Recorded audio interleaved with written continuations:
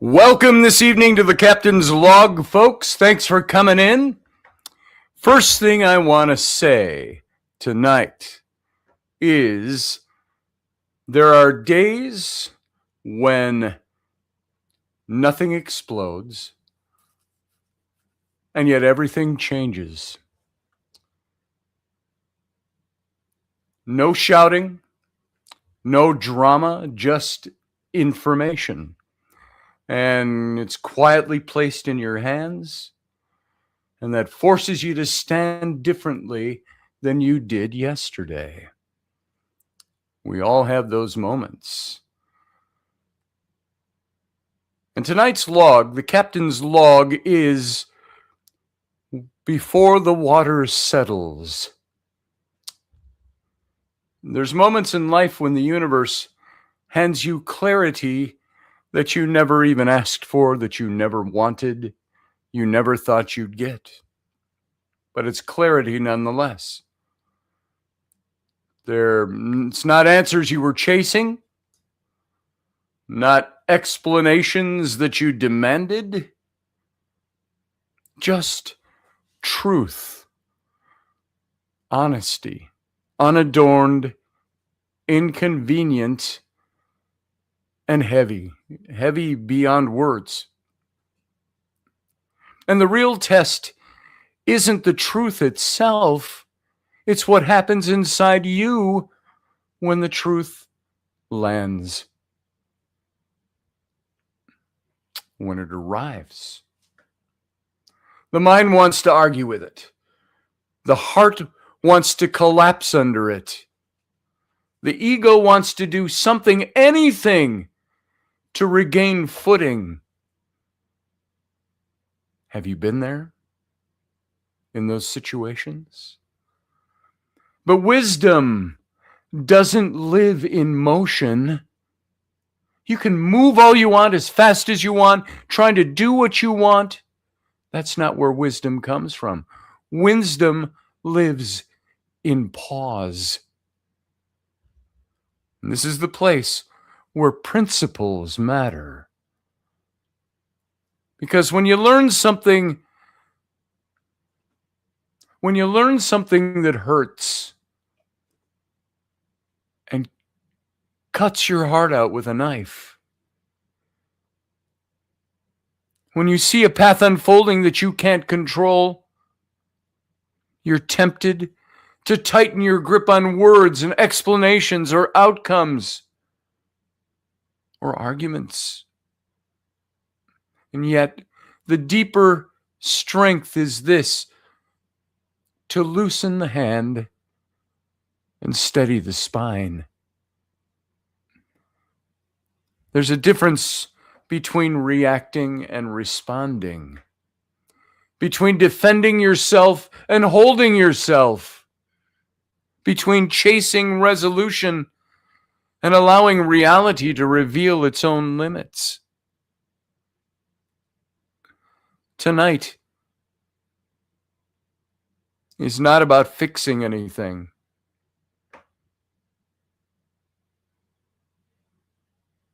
It's about facing something. It's about allowing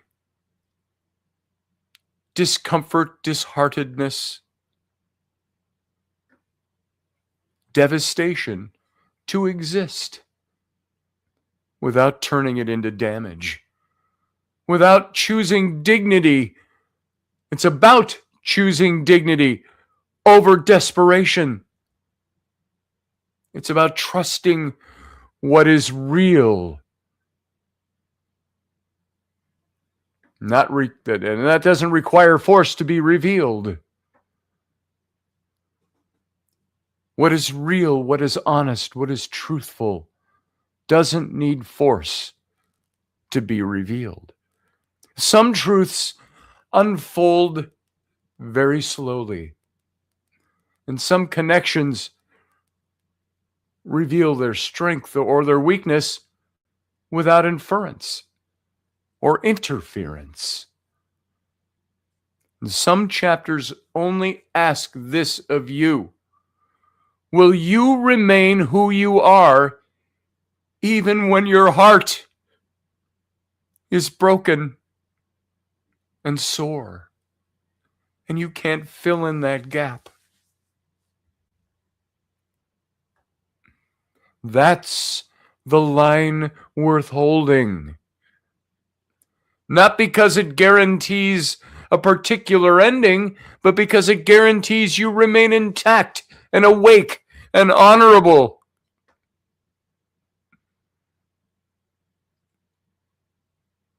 Tonight, the compass is internal.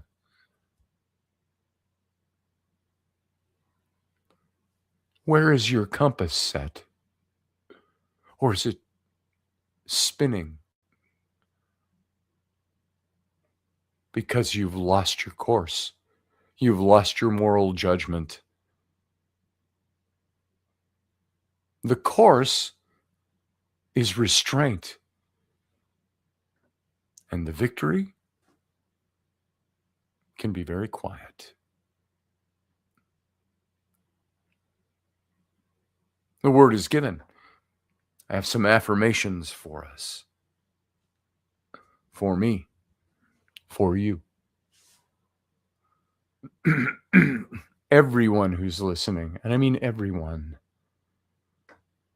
I do not need to rush clarity.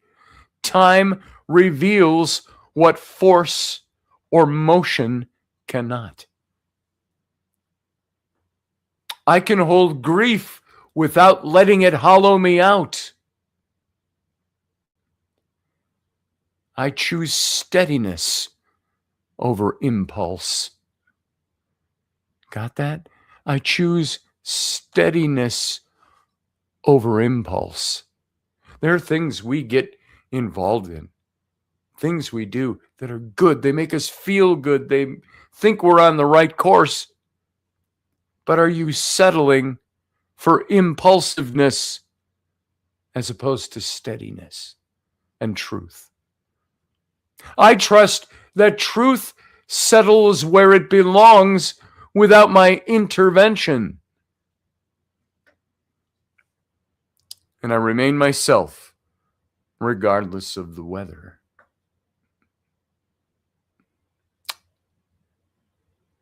Here's our benediction for tonight.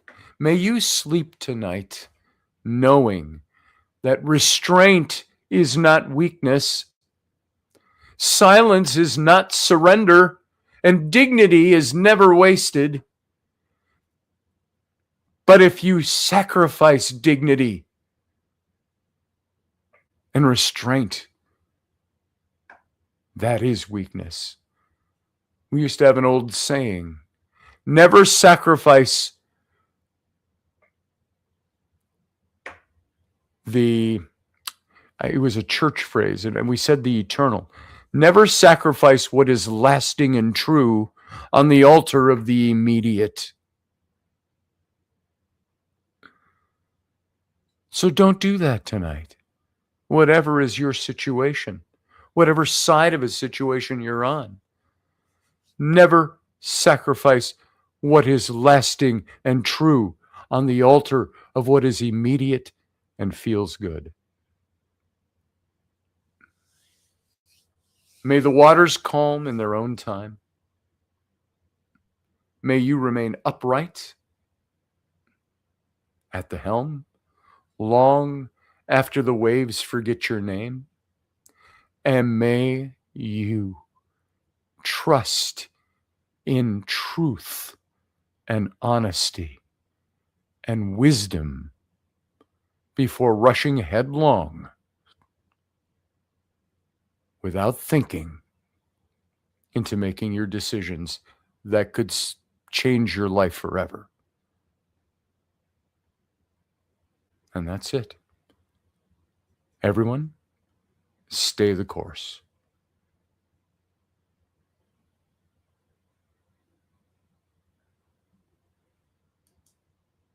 And now, we're going to go on to the captain's cabin. I am going to let our friends over on Instagram welcome everybody over there. Aaron, good to see you. I can see you out there. Glad you're here. And come on over to the YouTube channel if you want to join the live chat, because we're closing out the live stream over on Instagram. So, Instagram, good night.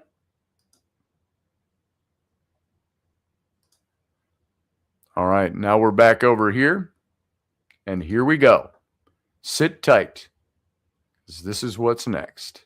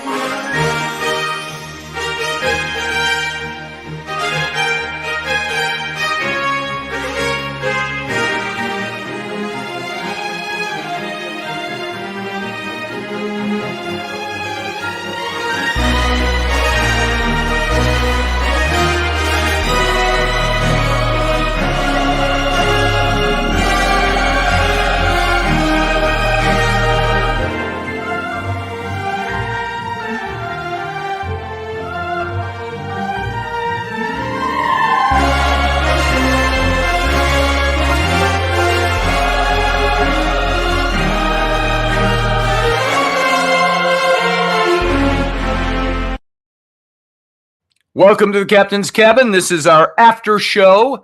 This is what we always had as the after show when we were doing Intrepid Radio, which was 1 hour of radio. And then we went into the after show. And I see a lot of old faces still gathering every night. And I'm glad that you're here. Happy Saturday. And I normally don't do a Saturday and a Sunday show. But right now I'm here all by myself. When I have my kids, it might be a little different. They should be here next weekend, so I may or may not do weekend shows next week, but I will stick to the Captain's Log every night at 9 p.m. Central Standard Time, and so I want to thank you all for being here. I am going to start getting us more guests during the Captain's Cabin. Not tonight. I don't have one. It was a hell of a day, an interesting day, and was just full from edge to edge with all kinds of things. So I want to thank you for being here. I'm going to take right now and post the link so you can call in. That's what this time is for, guys. So don't be bashful. Don't be afraid. Don't be afeared. And there it is. There is our link. I posted it in the chat room. If you're on Facebook, you probably didn't see that. You got to come on over to the YouTube channel in order to be able to see all the chats and have your chats seen. So come on over to the YouTube channel, and you get there by clicking on the link that you started the show with. If you're watching on Facebook, come and watch the rest of this and join the live chat room over on the YouTube channel. And that's going to be the link that is on the front of my Facebook page. Go there instead of the event link, and you'll find yourself here. So everybody that's here, welcome. I'm glad you're here. We got Roger is here, and we got Michelle Kenham Freedom. We had Field Guy, and he was already waiting, but I had to cancel that because I made a mistake on something. I had to go through and reline the whole thing up again. So he was sitting in one that got canceled. I don't know if he'll show up or not or make it here. He'll make it eventually. And ahoy, Michelle, yes. Barbie D, good to have you here. Glad you're here. And who else we got? Hawk is here. Good to find you. Audio sounds good, he says. If you missed it today, we had a few of you there. We did a live, wasn't a show. Just had to go live in YouTube so we could figure out some of the sound and the microphone issues, and Hawk helped work me through that. So we got that all set. Elderberry is here. Good to see you, Elderberry. Yes, there is a difference. I'm not sure what you're referring to there, unless it's something I said during the log. And let's see. Let's scroll down. I see a lot of comments between each other, people we've already said hello to. Steve, Sorromantic Steve. Good to see you, brother. And he says, a wonderful lesson. The truth that arrived for us that day was cancer.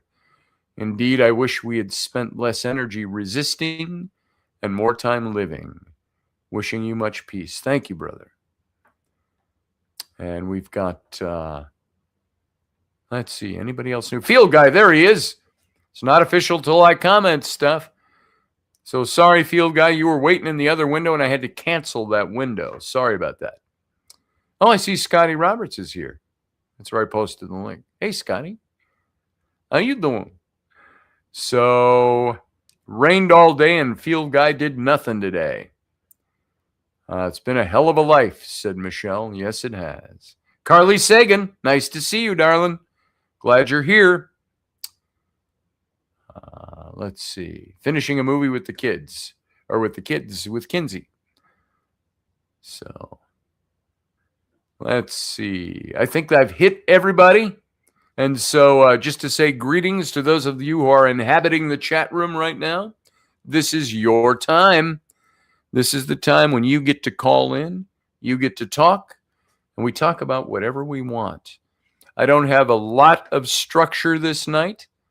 I was thinking of doing some readings from my new book, and because I want you to go get it. If you haven't gotten my new book yet, you can go to, and I'm going to type it in here. This was nice when I had moderators who did this for me. Now I'm going to do it as I'm talking. Go to buy the first 12 days.com. Make sure I spelled that right. I did it in all caps. I don't know if that's going to work. Buy the first 12 days.com. Buy the first 12 days.com. Boom. There it is. That is the link where you can go buy the book. And it's this book right here.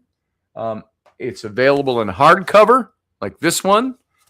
And it's also available in softcover. And I like hardcovers when I buy a book. I can put them on my shelf and I can keep them. That's the bane to my existence, is having too many books. But this is the book about... it's entitled The First 12 Days, if you don't know this yet. A memoir of blood, bone, and heart. This is the experience of all the things that have happened in the last year. And I was spurred on by Mark Fuccarelli, who is the owner of his nonprofit organization that is catering to people who've lost a limb. He had his leg blown off in the Boston Marathon bombing 13 years ago. A couple of years later, he formed that organization, the MARC Network, M-A-R-C Network. You can look him up. And he encouraged me to write this book. And I was less than 2 weeks into having my leg removed back in October. And he said, you should write this book. And I said, what am I going to write about? I am only 12 days in. I don't know what's going on yet. He says, that's the time that people have the worst time at all adjusting to having lost a limb. So write it. So I wrote this book. It's memoir, and I think it's easy to read. However, I'm going to forewarn you, it's gut-wrenching and heart-wrenching. And I've told you this before. There was a time where I was writing, sitting at the table. My wife was in the living room.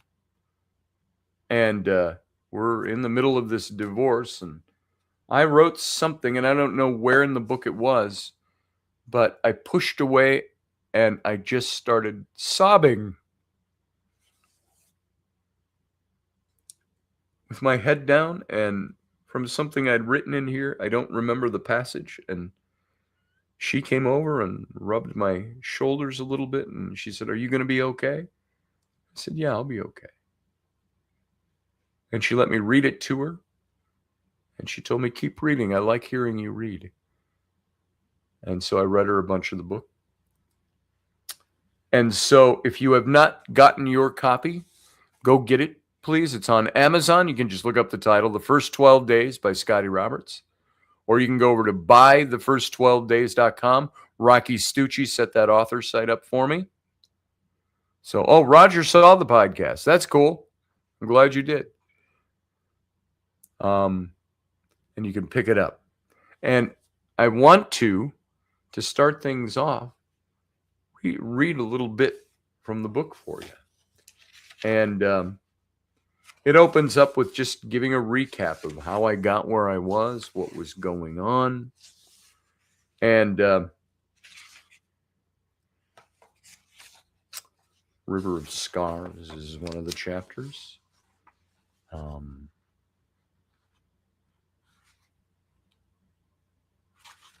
Is this something I had read already?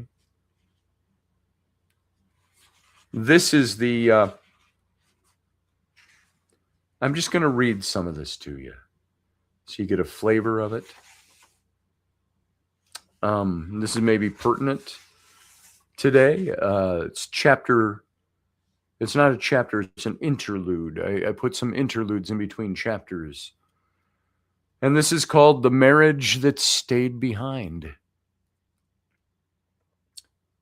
They tell me phantom pain is the body remembering when it's what it's lost. Maybe heartbreak is the same thing. Rainey still brings me coffee in the morning, black with a little sweetness, just the way I've always liked it. She still checks my meds, reminds me when the next antibiotic is due. She still laughs at my one-liners, even when she's tired. But the laughter fades faster these days, and the space between us fills quicker with quiet. She's still here. We're still in the same house, but it's a different kind of presence, the kind that hovers at the edge of goodbye. The caregiver and the ghost. It's a strange duality, to be cared for by someone who no longer sees a shared future. To feel her hand on my shoulder, steady and practiced, while knowing those same hands are learning to let go. She's kind, always has been, but kindness is a hard thing to stand beneath when you still love the person offering it. I find myself grateful and gutted all at once. She folds my blanket, she empties my coffee cup, takes care of the bills, runs the errands, and I know what it costs her. Not just time, but heart. Because she's already told me she wants a different kind of life. Freedom, fresh air, space to become whoever she is without the weight of all that's been. She says there were signs for years that I missed, clues left out like breadcrumbs that I never followed. And maybe she's right. Maybe I was too lost in my own storms, my own small triumphs, my work, my children, my stubborn hope that love once promised was self-sustaining. But now, standing here on one leg, I can see the trail of missed signals stretching behind us. And it breaks me. Not because of guilt alone, but because she once believed in me enough to leave those signs at all. The rewriting. To leave cleanly, I think she's had to rewrite some of our story. We all do it, don't we? When we walk away from something that defined us, we emphasize the pain more than the joy. It's the only way we can convince ourselves it's survivable. I see it in the small ways she talks about us in the past tense. In her telling, I've become the architect of every wrong, the reason for every ache she's ever suffered. Maybe that's the way it has to be. Maybe it's easier to bury the good alongside the bad so it doesn't call out to her at night. I don't argue, not anymore. I used to defend myself, point out the other side of the coin, try to rebuild something with words, try to intellectualize the things she said was hurting. But words can't resurrect what someone has already decided to leave behind. So I listen, I nod, and later when she's gone to bed, I whisper the rest of the story to the empty chair. The story where we were both trying our best, where love existed in the spaces between all our mistakes, where we chose each other. The conversations that hurt in new ways. The strangest part isn't the anger, it's the civility. It's how we can sit outside in the evenings, smoking together like we used to in the early days, and she'll ask with casual curiosity, "Have any women shown any interest in you?" It's how she says she's looking forward to dating again. Not cruelly, but not even flippantly, just as a matter of fact. Like she's talking about the weather she expects to be good. And I try to match her tone. I tell her, yes, people reach out. Yes, there's been interest, but every time I say it, it feels like lying through my teeth. Because there's only one person I want reaching out, and she's sitting right in front of me. It's a strange new form of pain to still love the person who is divorcing you. To share smokes, jokes, and inside references with the same woman who no longer wants to share a bed with you. But I can't make her wrong for it. I don't want to. I think she's been holding up more than her share of the world for a long time. She's raised the kids, worked the job, carried the bills, and cared for the man that she says she can't love the same way anymore. I keep thinking, if she could just see me through the old lens again, if she could just remember who we were before all this started, maybe something would shift. But maybe she's remembering me all too well, and that's the problem.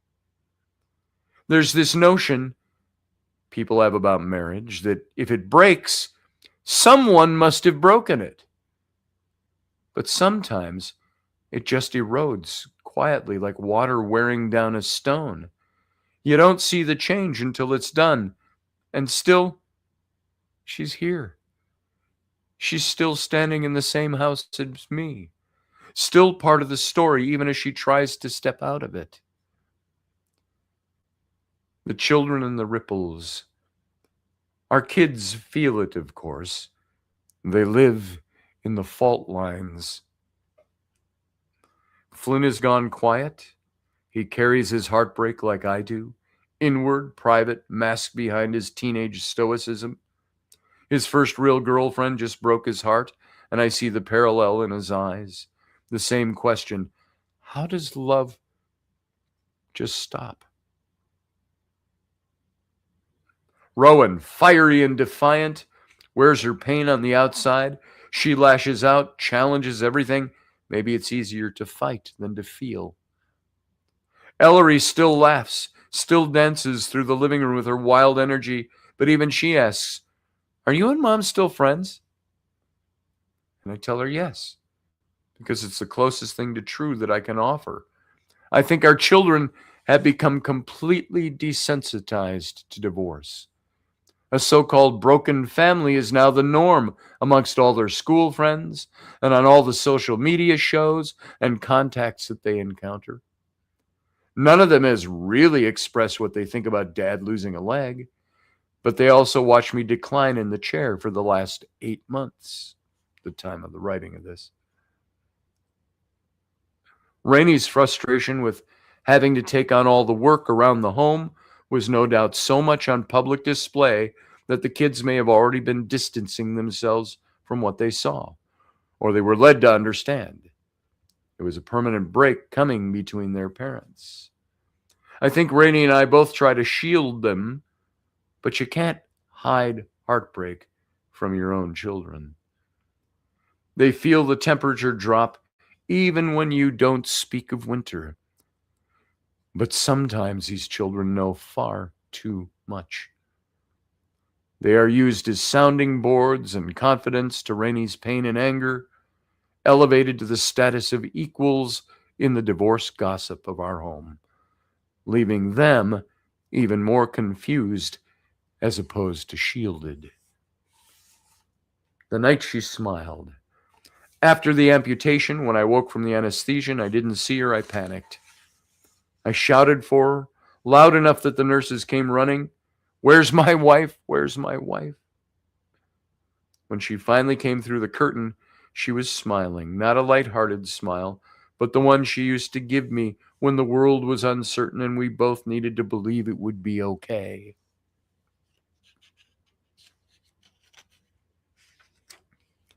She came over, took my hand, and whispered, "I'm right here." And in that moment, the world steadied. That's the Rainey I hold in my mind even now. That's the image I'll keep, the one where she's still my wife, still the anchor at the edge of the storm. The intuition in the distance. Rainey has always been intuitive, almost psychic in her way.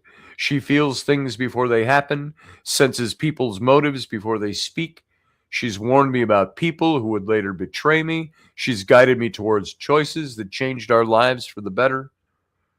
We still share that language of wonder. The paranormal, the mysteries, the cosmos. Just last night, she talked about the new comet, the Three Eyes Atlas. I hope I got that right in the book because I struggled with remembering what that was. And how it might hint at extraterrestrial life. She was bright-eyed, animated, alive with curiosity. And for an hour, it felt like old times, the two of us digging into the unknown, laughing at theories, connecting through wonder instead of wounds. But when the conversation ended, so did the warmth. She went to bed, and I stayed awake, staring at the TV screen, wondering if maybe that's who we really were. Two explorers who could find the stars together, but not ground beneath our own feet. Phantom marriage. Some nights, when the house settles and the kids are asleep, I swear I can still feel the weight of her next to me. Not literally. I haven't shared that bed in months. But in memory, in the ghost of warmth that lingers on the other side of the couch when she gets up. The phantom limb of the marriage aches, just like the leg. The same signals fire. You're missing something that used to be part of you. The brain doesn't care whether it's flesh or love. Loss feels the same. People ask if I'm angry. I'm not. I'm gutted, bewildered, sometimes even numb, but not angry, because even in leaving, she's shown me grace. She could have abandoned me completely, but she didn't. She stayed, at least until I could stand, and that counts for something sacred. Maybe one day, when the legal words are inked and the signatures dry, she'll finally leave this house for good, but she'll never leave the story. There's too much of her woven into every chapter. The measure of love that remains. I don't know if love ever really ends. I think it changes shape, sometimes into care, sometimes into silence, sometimes into a memory you visit when the night is long. She told me once she hopes the kids will be happy again after the divorce. I wanted to tell her they already have been happy prior to all the chaos of the health issues and the divorce action. Most of the time, anyway, we were. Even in the hard days, we laughed. We tried. Maybe happiness isn't what you feel every day. Maybe it's what you remember after the storm passes. As for me,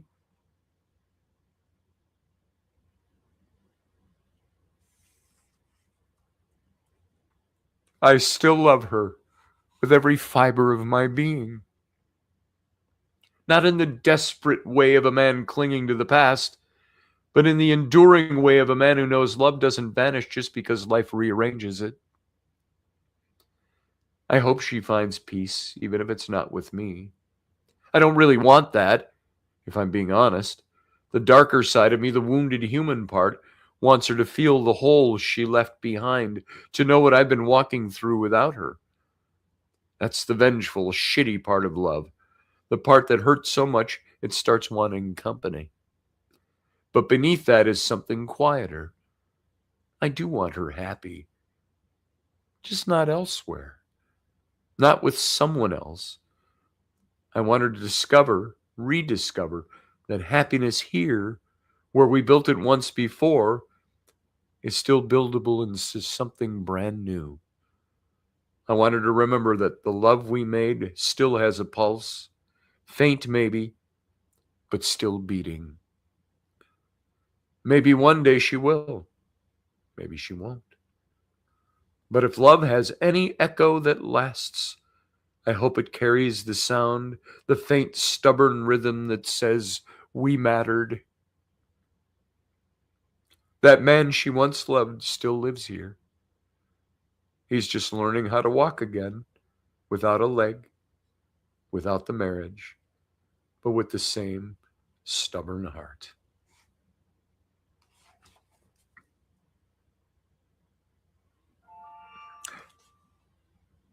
That was one chapter of the book.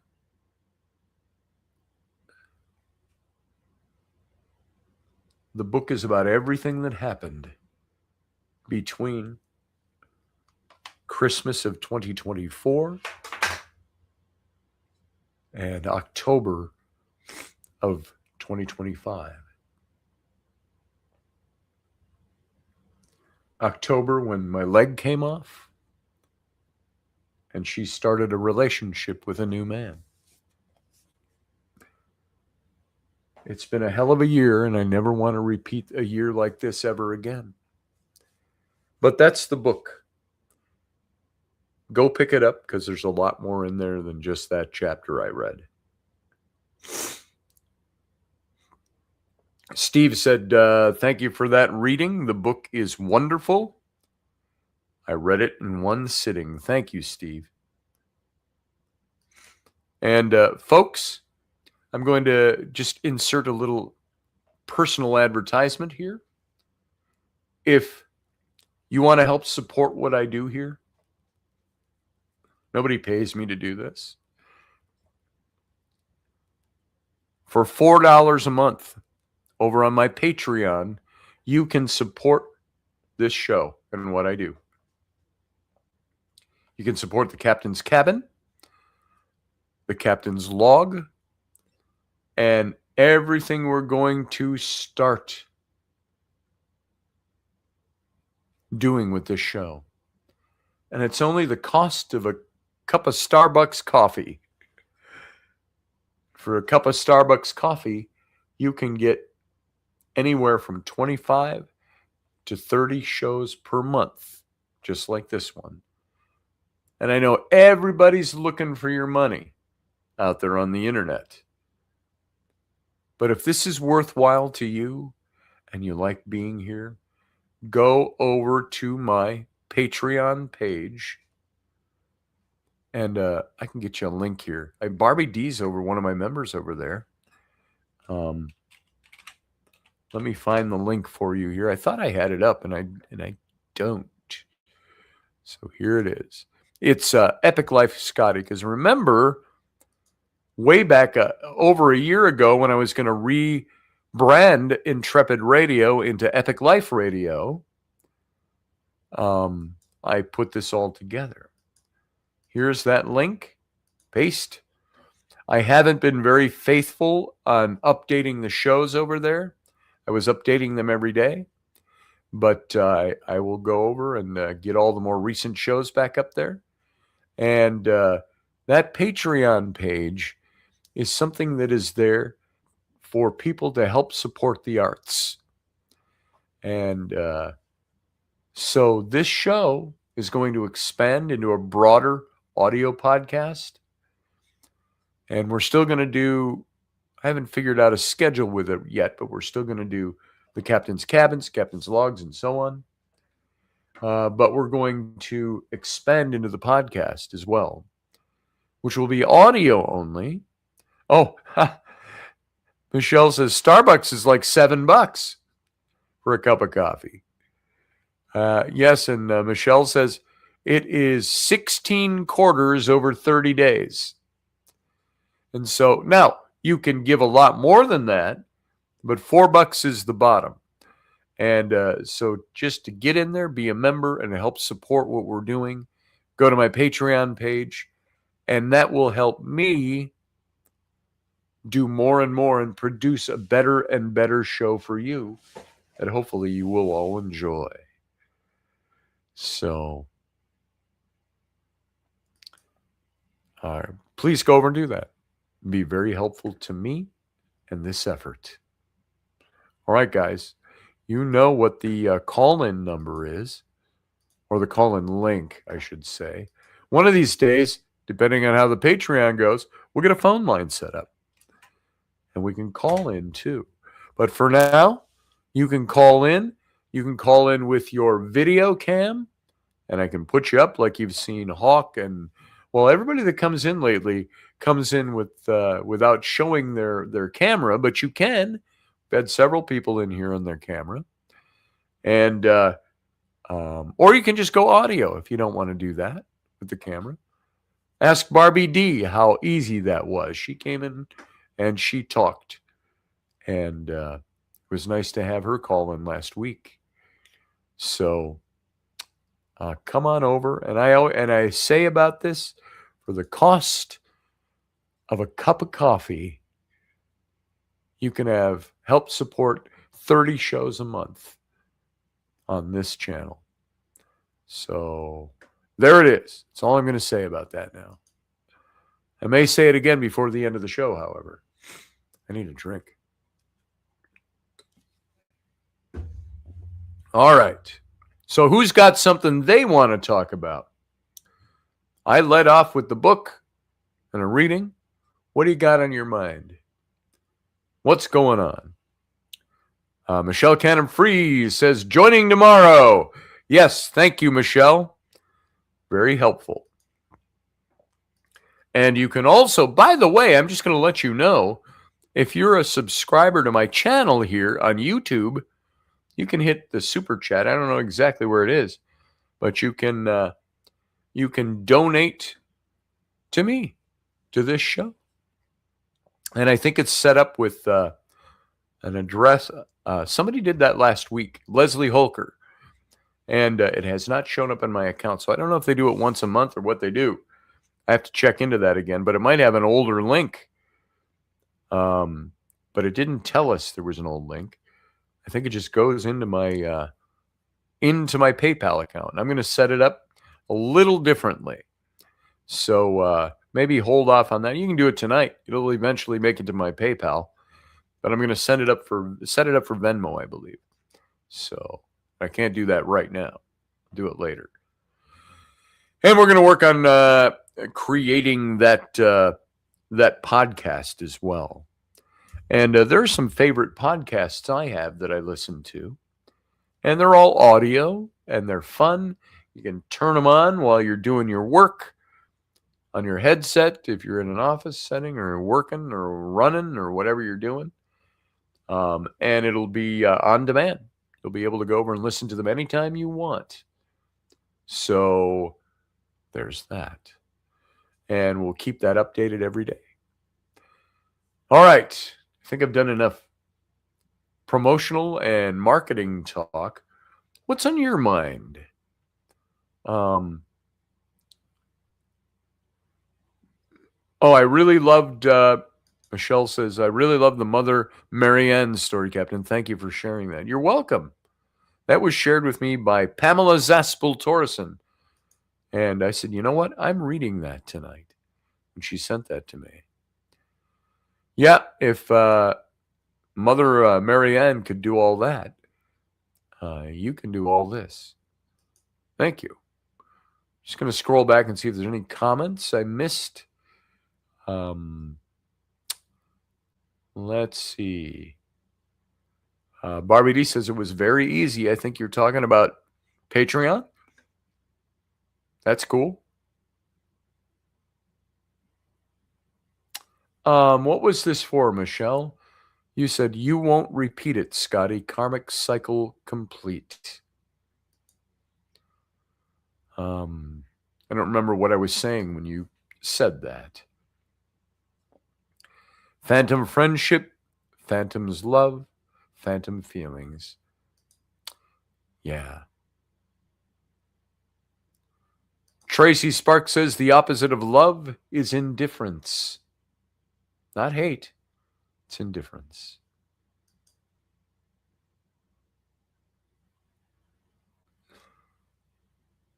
And yes, it's hard to be furious when you feel heartache. That's a truth and a truism. I don't know what you were referring to, Hawk. No, it doesn't. It means nothing. I don't know what that means. I don't know what you were referring to there. Unless you were talking about the comet.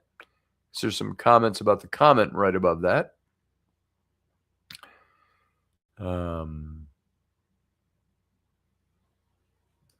Growing apart like branches on the same tree. You know, I heard all kinds of stuff about things and all through the months, and none of it all seemed placating. Don't placate me. Let me feel what I want to feel. I know how to handle my own emotions and how to proceed, but I don't need placation. So, Daniel Ondra, hey there, Scotty. Hang in there. It'll get better with time. Indeed. Thank you. Thank you. I appreciate that, Daniel. So,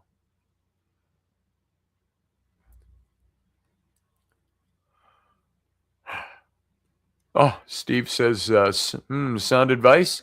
And having read the book, I can tell it worked. Thank you, Steve. All right. Let's go back down to current. Scotty, just curious, did you have to change any names in your book? I did not. Any name that was a name, I used the real name. My doctor's name is in there. My surgeon's name is in there. I don't know what you're thinking of. You know, Rainey and I, of course, and our kids. So,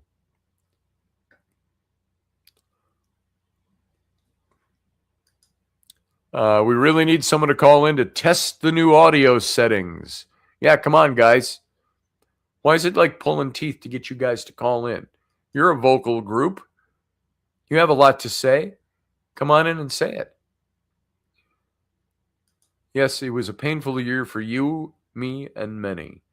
Yeah, it's, I will say 2025 is a year I hope I never have to repeat anything like that again. Michelle says it was a completion year. 2025, karmic relationships ended. I don't know what that all means in the intricacy of it, but I get it.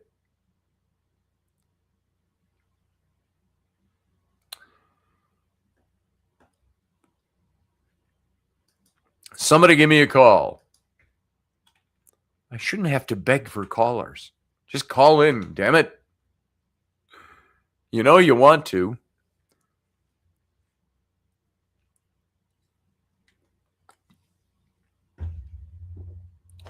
I don't know if Hawk can call in, even though he's calling for it too, because he's on that end. We're testing sound. Karmic karma. Yeah, that's what I thought you meant, Michelle. So, I mean, I knew that's what you meant. Variation of the same word.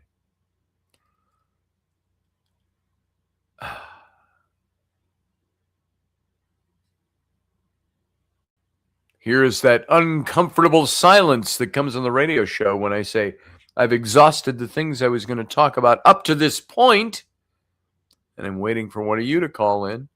If you aren't going to call in, I can move on to some other things. There was a... Hawk says, I just need to get my shit together here and find my headphones. It's interesting that... Yeah. Roger, amen to that. It's a year I'm more than overjoyed to have made it through. Glad it's over.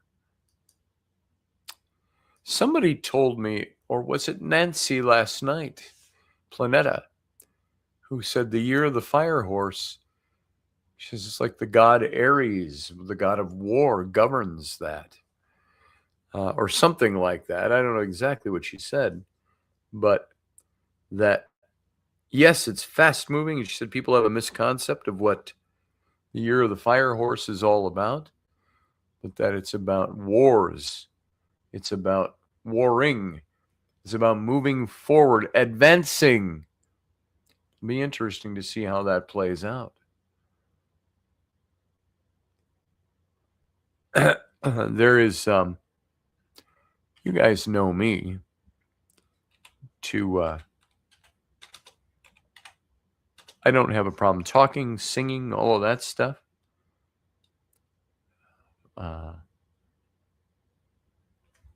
Thinking of a title of something.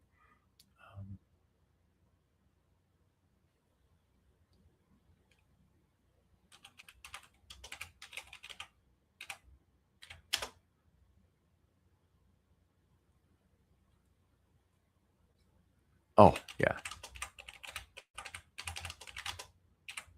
There is a song when I got out of the hospital before the leg came off. It was after the first surgery on the leg.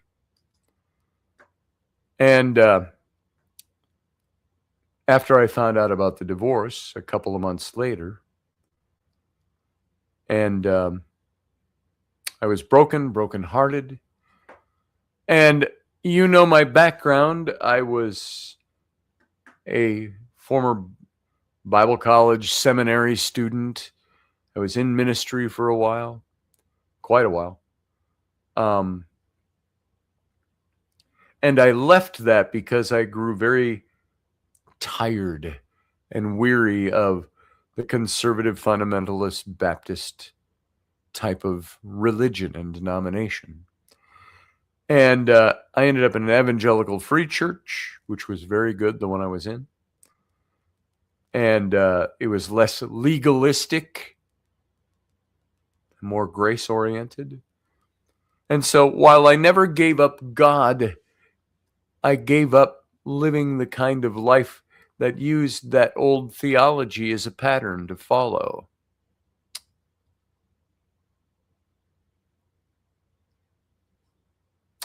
And during those months, when I first learned of the divorce, before the leg came off, and I was so drugged up, I'd go out, and it was summer, end of August. Well, it was all of August, all of September, into October. And I was so drugged up for the pain and the antibiotics to keep the poisonous infection from traveling that I was sometimes near comatose, sometimes zombie-like, sometimes feeling like I was entering dementia. And then sometimes in the morning, I was fine. And Rainey said, "Have you taken your pills yet?" And I said, "No." I said, I don't want to take my pills yet.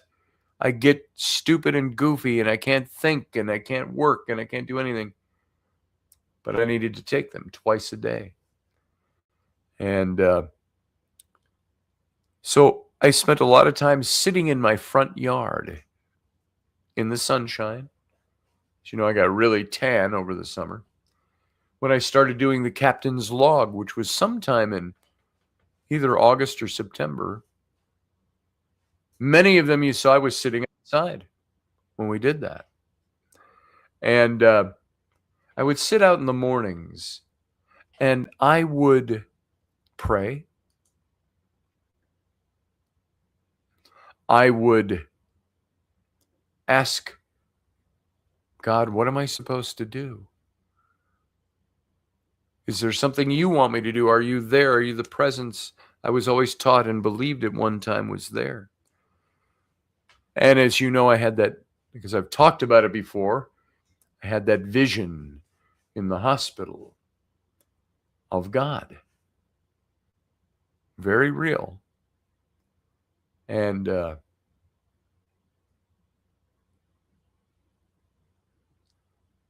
God was sitting in the chair next to my bed in the hospital. I was awake, I had drugs in me for pain, but I wasn't delirious or anything. Watching news and enjoying the news. And I look over and there's, if you've heard this before, you'll have to hear it again. I look over and there's a man sitting in the chair next to my bed. And I knew he hadn't strolled in because I was fully conscious and cognitive of what was going on. And he was glowing. He looked like a very clean cut, clean skinned, ruddy complexion man in his middle age.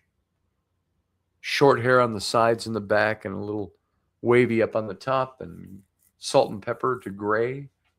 No beard, no facial hair at all. Wearing a nice sweater.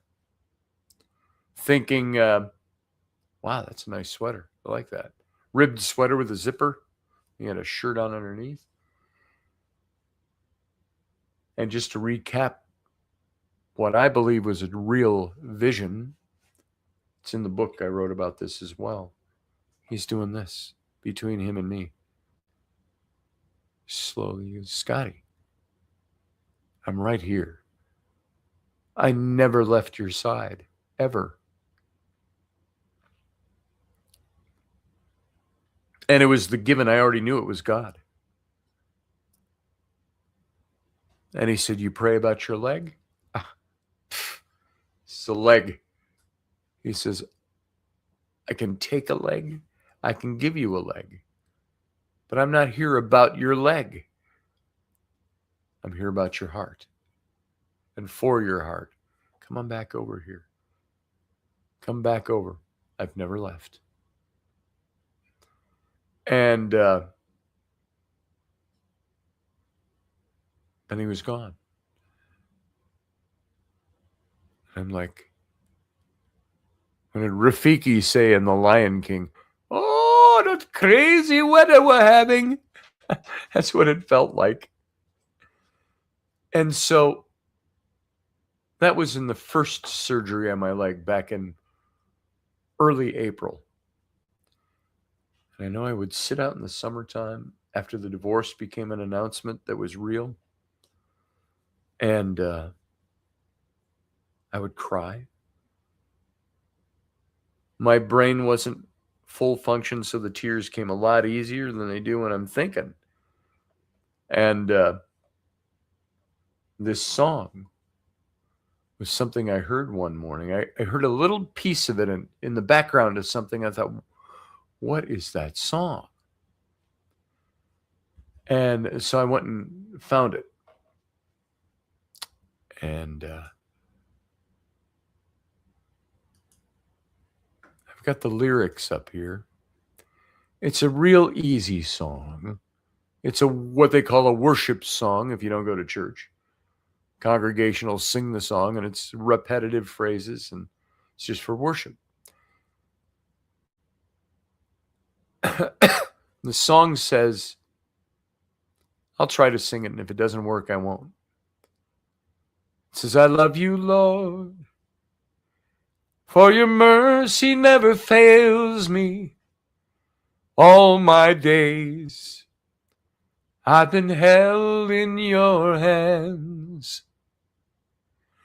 From the moment that I wake up until I lay my head, oh, I will sing of the goodness of God. 'Cause all my life you have been faithful. And all my life you have been so, so good. With every breath that I am able, oh, I will sing of the goodness of God. I love your voice. You have led me through the fire. In the darkest night, you are close like no other. I've known you as a father. I've known you as a friend. And I have lived in the goodness of God. 'Cause all my life you have been faithful. And all my life you have been so, so good. With every breath that I am able, oh, I will sing of the goodness of God. Your goodness is running after. I can't hit the notes anymore. I'm sorry. It started too high. Your goodness is running after. It's running after me. Your goodness is running after. It's running after me. With my life laid down, I surrender now. I give you everything. Your goodness, I'm going to modify down a little bit in the key. Your goodness is running after me. Your goodness is running after me. With my life laid down, I surrender now. I give you everything. Your goodness is running after. It keeps running after me. And all my life you have been faithful. All my life you have been so, so good. With every breath that I am able, oh, I'm gonna sing of the goodness of God. I'm gonna sing of the goodness of God.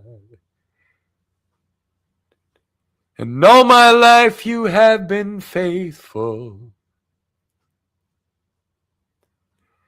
All my life you have been so, so good. With every breath that I am able, I will sing of the goodness of God. I'm gonna sing of the goodness of God.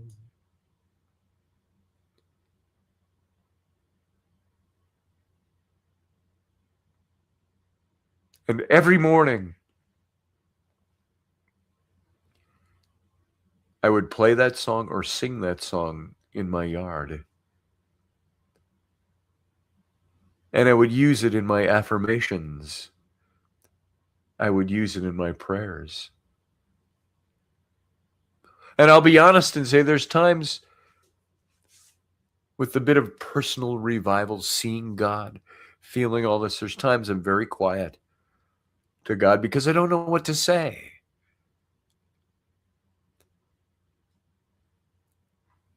We want to always ascribe some lesson in life to the things that happen. And I said this again today. God, what do you want from me?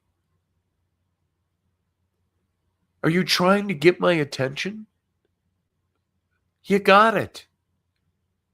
I had my old pastor, Parson Larson, who said, Scotty, I asked him, what's God trying to tell me and teach me? He says, maybe nothing.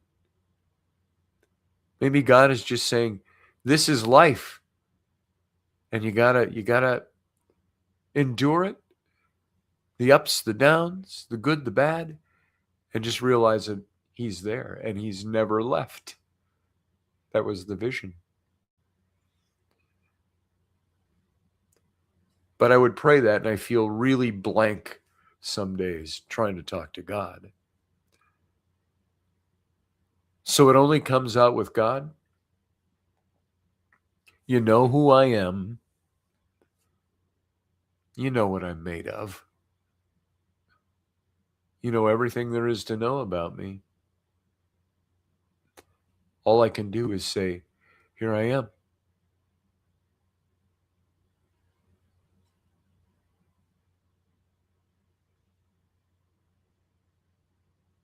And I would do affirmations, sing that song.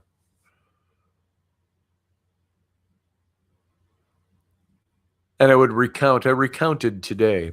Can you do this? Do you ever do this? What did 2025 bring? I lost my health. I lost my wife. I lost my home. I lost my work and my income. I lost my leg.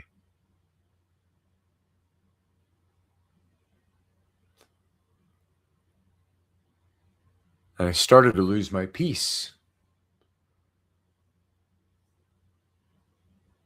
God, what the hell do you want of me? It's all that came out of me for a while. But all my life, he has been faithful. It doesn't mean he's going to do shit for me. He's been faithful to me. All my life, he has been so, so good.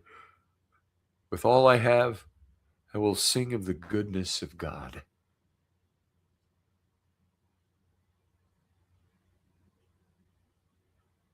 And some of you might have other views than that. I don't care. It's my view of God. I didn't see God coming in my hospital room and preaching the Baptist fundamentalist conservative way to do things. I didn't see him trying to preach Catholicism to me or Islam or anything else. All he said was, I'm right here and I've never left you.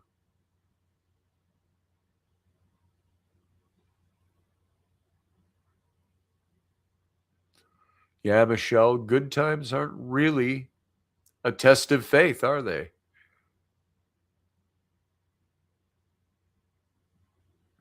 And I would ask, why does my faith need to be tested? What's the test for? What's the purpose? What's the long view? Why does life throw me things to develop my character and my wisdom and all that? Why?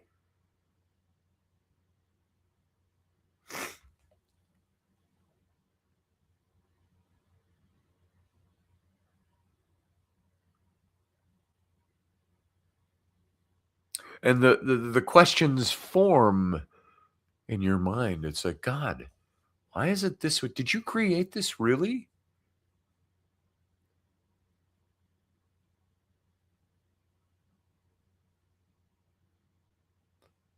And I remember when I did the series on the jinn 3-4 years ago on Intrepid, how the man who was questioning this jinn, who wrote about this psychologist, he said, "Are you God?" He says, "No." And the jinn broke it down for him. We have different names for different beings. There's God, there's the originator. And he says, the God that created this all, that's the originator. Different from the God that we think we know of. You trust a jinn? I don't know. Jinn said he was being honest with him. And that's his story. So, God, who are you really? What do you really want of me? What must I do?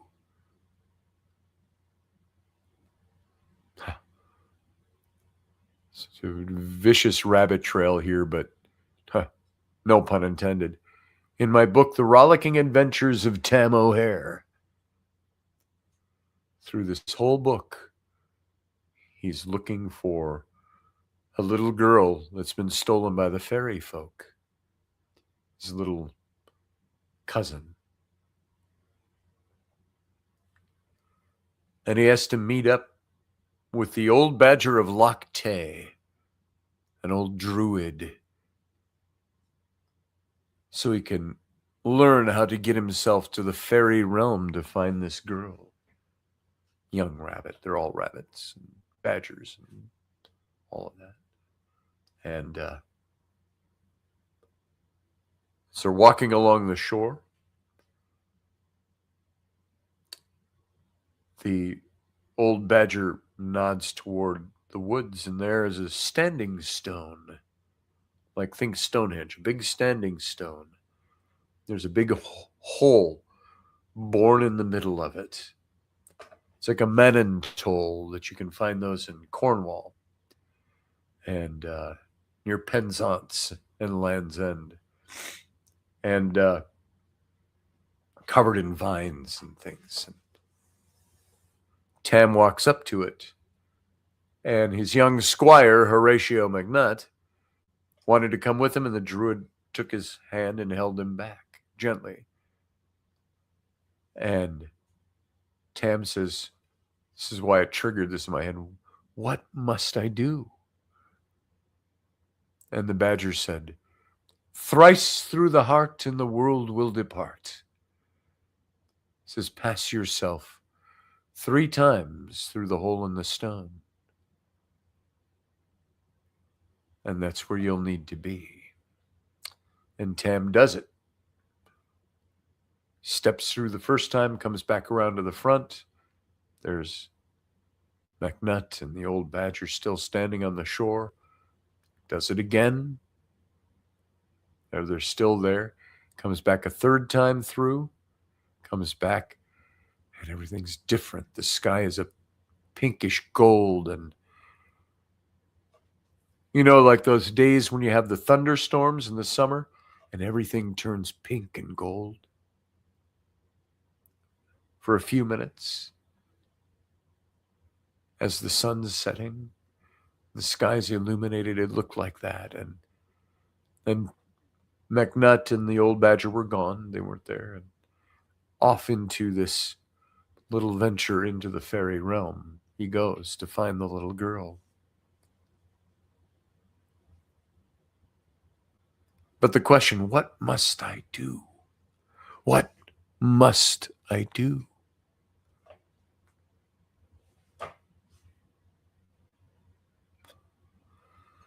And if you haven't read it, here's a spoiler alert. So cover your ears if you don't want to hear it. So Tam has all this that happens. He finds the little girl, but she's so enchanted in the fairy realm, she doesn't want to return with him. And she goes and plucks a yellow rose and puts it in the palm of Tam's hand, or paw, if you want. Little Scottish girl, and she says, take this to my grandfather and tell him I love him. And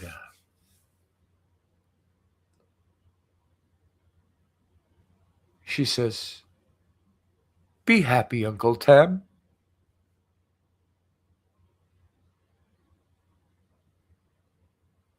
Be happy, as she fades in front of him. The world is fading. And he yells, no, don't go.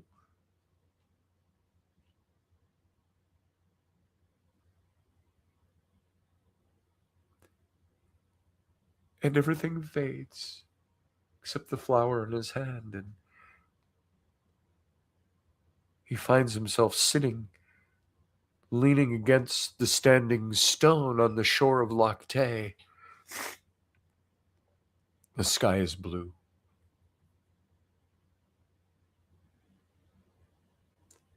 He's back in the real world. And he hears the flute playing. That's what he had heard when he first went over. He found her playing a little wooden flute. And he hears flute music.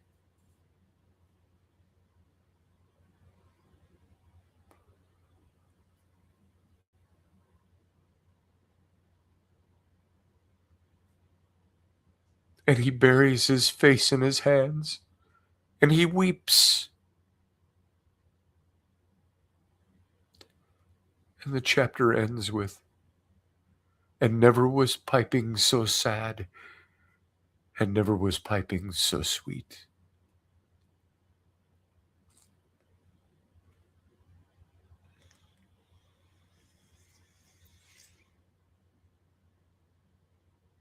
Sean Stroke, you got that right. Not all storms come to disrupt your life, some come to clear your path. Maybe so. You just have to be discerning enough to tell which is which.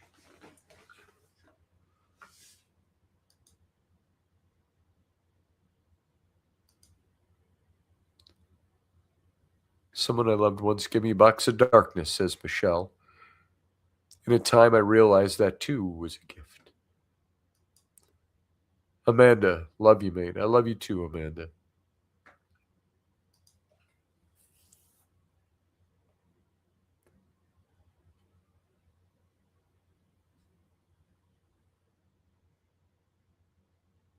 I look at my life and I say, I have fewer years behind me, or fewer years ahead of me than I have behind me. Unless I live to be 130.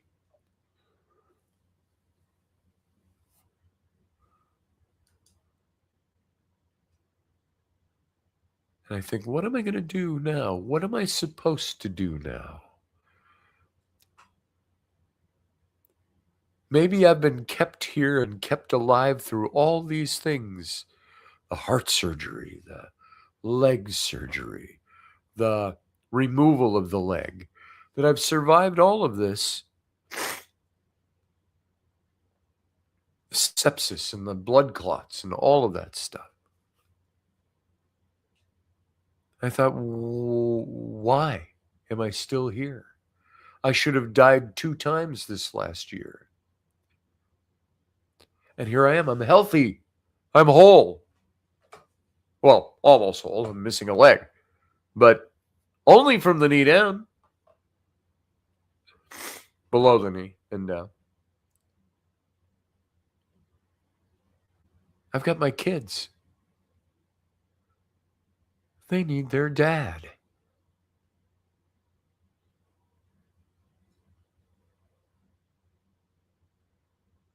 And I remember when my twin daughters were born.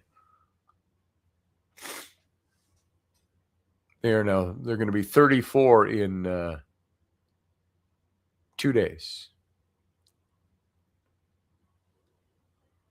And I made a vow to God, and I mean this sincerely. I said, when I looked at those 2 little babies, they were about this big. Bryn was 4 pounds, 12 ounces, and Abby was 5 pounds, 2 ounces. I looked at these little tiny babies, holding them, and I said, I prayed, and I said, God, I vow to you I will never, ever be an absentee father.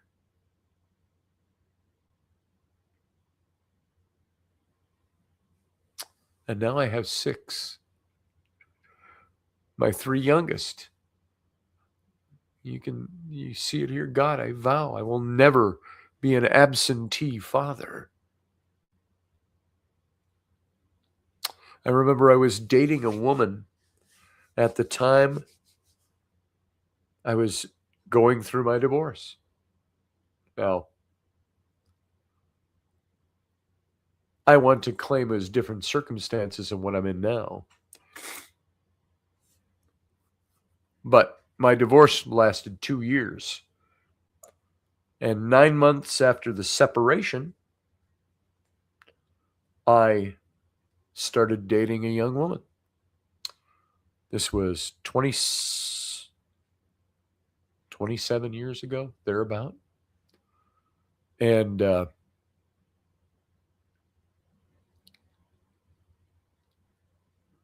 we were together for 4 years. But I remember in the middle of all that, when this divorce came final, not in the middle, it was the first year, end of the first year. And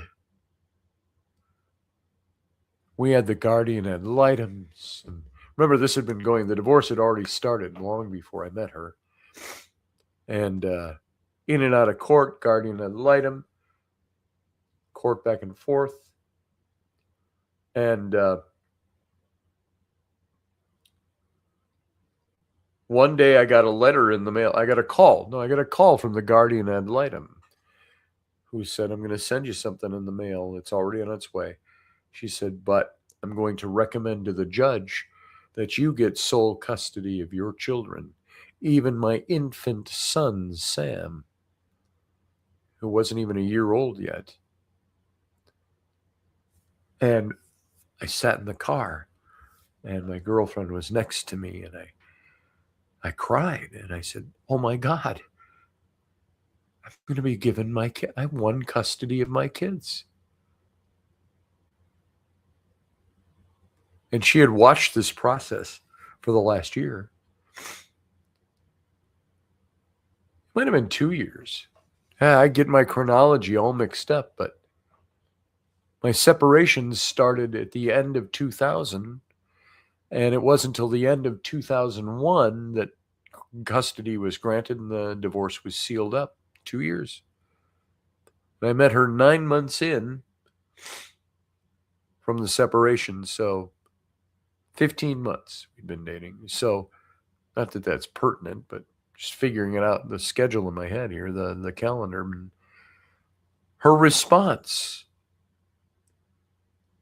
was, you got sole custody of all 3 of your kids? And I said, yes, I did. And she had been there through this whole thing. She kind of seen what was going on. And she leaned back and she went, oh, I thought you were trying to get joint custody.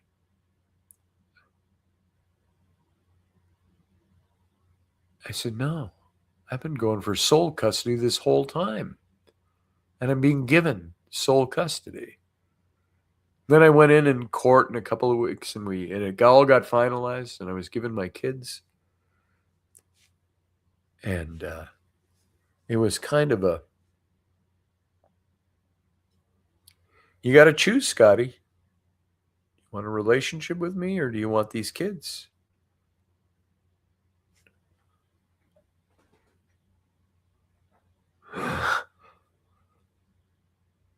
Full time, she meant. And I went, I want them. Now, we didn't break up right away. That took another 1.5 to 2 years, 1.5 maybe. Because I became a full-time dad with my kids. And I looked up and I said, God, I told you, I vow I will never be an absentee father. And you look at my kids today, my twins at 34, my son at 25, and they defend me and uphold me and give me everything they have. My son to a fault sometimes. He's a bulldog. You all know Sam, the leprechaun. Just because of his big red beard, if you don't know him. So, yeah. Yeah, created life. Far out. And you've got some of those, Amanda. You know what I'm talking about. Once the storm is over, you won't remember how you made it through, how you managed to survive. You won't even be sure the storm is over. But one thing is certain, you won't be the same. Ain't that the truth? I will never be the same. This whole thing I'm going through now with my wife, you could correct me and say, you're soon to be ex-wife. It's very true. But this whole thing, it's changed me. Everything about me has changed. A different man than I used to be. Hawk, how you doing? Sorry, I saw you and then I got into talking and I forgot you. I think he's there. He's up in the window. Hawk, calling Hawk. So, yeah, they do love me, Amanda. Scotty, give me just. Yep, you take your time. I'm good. Steve says, far out. You'll know. Oh, you won't be the same as the person as the one who walked into the storm. And that was the point of the storm. Yeah. I took a pic of a leprechaun the other day, ginger beard and on point. I think I'll send it to Sam. He'll love that. He'll appreciate it. Sam's been a little testy with me lately over my position on Rainey and our marriage, and that's okay. He can hold his own opinion. He's a big boy. And but he's still there for me. All right, brother. Can you hear me? I'm here. Okay. Been waiting on you. I was fixing things. Ah, cool. Hold on a minute. I'm trying to. Okay, so working on your audio today. I never got a chance to fix mine. So let's see if that works. If it's okay. I don't know if it is or not. Coke Zero. Does this sound okay on your end or my light? Yeah, you sound good. Oh, I do. Good deal. All right. Yeah, That means probably fix the blasted thing then. Okay. Listen, Steve and Barbie D, I say groovy all the time. I don't do far out anymore. But groovy. That's my thing, groovy. So I type it in text messages and I say it to people when I'm talking to them. Groovy. Oh my God. What does Michelle say here? You have the voice of an angel. Why, thank you. Thank you very much.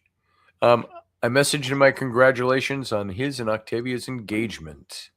May he and Tab always cherish one another. Yeah. Amanda says, Sam's a strong-headed man. That's unconditional love, mate. He'll hold his sword to protect you, and that's the truth. Hello, Amanda.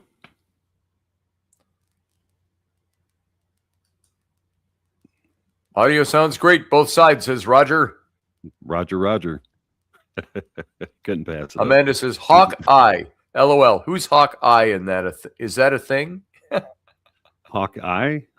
Yeah, my nickname's Hawkeye. Hawk for short. I've had that since I was about 8 years old. My dad gave it to me. Never really used it unless I was among family members. And then one day it just kind of popped back up, and here I am using it again. And everybody knows me as Hawk. So there you have it. There you go. Yeah. What are you laughing at? His real name is Phil Neppy. Phil Neppy. My real name is Arthur. Arthur. You know what I call him? I've always called him this since I knew his real name was Arthur. I call him from The Once and Future King, written by T.H. White. The basis for the play Camelot. It's the King Arthur legend. The Once and Future King. The basis for The Sword and the Stone, the Disney animated movie. That is where Merlin turns Arthur as a boy into all these different animals to teach him about life. And Merlin says, my name is Arthur, says the boy. Arthur, says Merlin, I think I'll call you what? So I said that to Lan, to Hawk, and I said, Arthur, that's your full first name? Yeah. I said, I think I'll call you what? So he's in my phone. Yeah, I'm in your phone. I'm in your damn phone as Arthur. No, wait, I'm sorry. Wart. Wait, I'm sorry, not Hawk, but it's Wart. I think I shall call you Walt. And I'd always pick up the phone when he called, and I go, this must be Walt. So makes him laugh. Well, there it is. Yeah. Does it though? Really? Yes. Yeah, So, I man, do you've remember. gotten all- Huh? Go ahead. Oh, I was just going to say to Steve, I do remember Dudley Moore's Arthur. Oh yeah, that was a good movie. That's long. That's man. Talk Oh, about dating us. holy crap. That was Yeah. about the time 10 came out with him and Bo Derek. Oh yeah. Dudley Moore and Forgot Bo about that. Derek. I forgot Same about Bo couple of Derek years. altogether. Yeah, Yeah. What she's the still hell around. happened to Bo? Is she really? Her husband, she was married to John, I think it was John Derek. I didn't know this for the longest time. John Derek, if you're familiar with the 1957 movie The Ten Commandments with Charlton Heston and Yul Brynner, there was Joshua, the stonecutter, that became actually the next leader of Israel after Moses dies. That good-looking, strapping, muscular dude from the 50s, and the wavy black hair and the beard and mustache, and that was John Derek. And I didn't know that for a long time. Then when I'd see pictures of him with Bo Derek, I'd look at him. I got the white hair. Yeah, that's John Derek. Yeah, that's him. So, You want to know something? what You've been way too serious tonight. have I? Oh man, really? Come on. You've been way too serious. I got the hiccups. I'm sorry. I'm sitting here on a I have been microphone way having too a burp. serious. You've been pretty serious tonight. Are you feeling okay, bro? I'm sure everybody else is wanting me to ask that. Don't ask me You that. okay? on You air. okay? Are you okay? I got to blow my nose, but I'm not going to blow it. I'm just going to wipe it. But you're doing okay All though, right? stuffy. I mean, I'm fine. right. I'm the host. I'm perfect. I'm fine. Yeah. I'm good. Perfect meaning very few defections tonight. Very few defections. All right. Well, you sure as hell got Defections. serious. Not defections. What was the word I was looking for? Deficiencies. Deficiencies. Defections. You're not defecting. You have deficiencies. Okay, I got it. You remember J.J. McKay? I do. Is he still alive? Nope, he died. Oh, he had a voice. Oh man. He was like a velvety Darth Vader. He did some voiceovers for my radio show way back in 2010. Yeah. It was. Velvety Darth Vader. Oh my God. He was. Yeah. He was Darth Yeah. Vader without the evil, Right. He was so big. He was the only person I knew that actually had an extra planet in orbit around his ass. Oh, yeah. I mean, he was Yeah. huge. He was a big guy. He's encircled by planetoids, asteroids. That reminds me. So I Married an Axe Murderer. Love that movie with Michael Meyer. Mhm. And he plays his own Scottish dad in that movie. Right. His dad and mom are from Scotland. And that's the whole scene with his younger brother with the big, his dad says, "Look at the size of the noggin on that kid." And he says, "Head down. Can't see the TV, the telly." And he goes, "Oh, I got such a gargantuan head." And then he says, "Oh." And then the kid leaves the room. He goes, "Oh, he's probably going upstairs to cry in his enormous pillow." So It's been a long time since I've seen that movie. Been a long time. Oh man. You know what? We got your audio squared away. I'm going to Right go ahead and I just feel start my good own about it. radio show. I'm going to just do my own thing, just break away from you altogether. I don't need you anymore, Scotty. I can go do I don't my need own you thing. anymore. You no Right. longer serve my purpose. I have moved on. So And just done with you. Done with you. done with me. I think I can get my own advertisers and my supporters and get the Koch brothers. That's good. I don't know, Tide detergent. That'd work. Who else can we get? I don't know. Just bang up some YouTube, rack them up about a million freaking. Hold on, listeners. hold on. Amanda Scotty, I just got my DNA test back. Am I the father? What'd you find out? Go ahead, Hawk. Keep talking. What? I'm a little confused. What are we doing with DNA test? No, I just inserted there because Amanda Berry put up, Scotty, I got my DNA test back. Oh, okay. And it's like, like Maury Povich, and you are right. not the father. Or you are the father. I said, am I the father? So I was trying to figure out what you were talking about.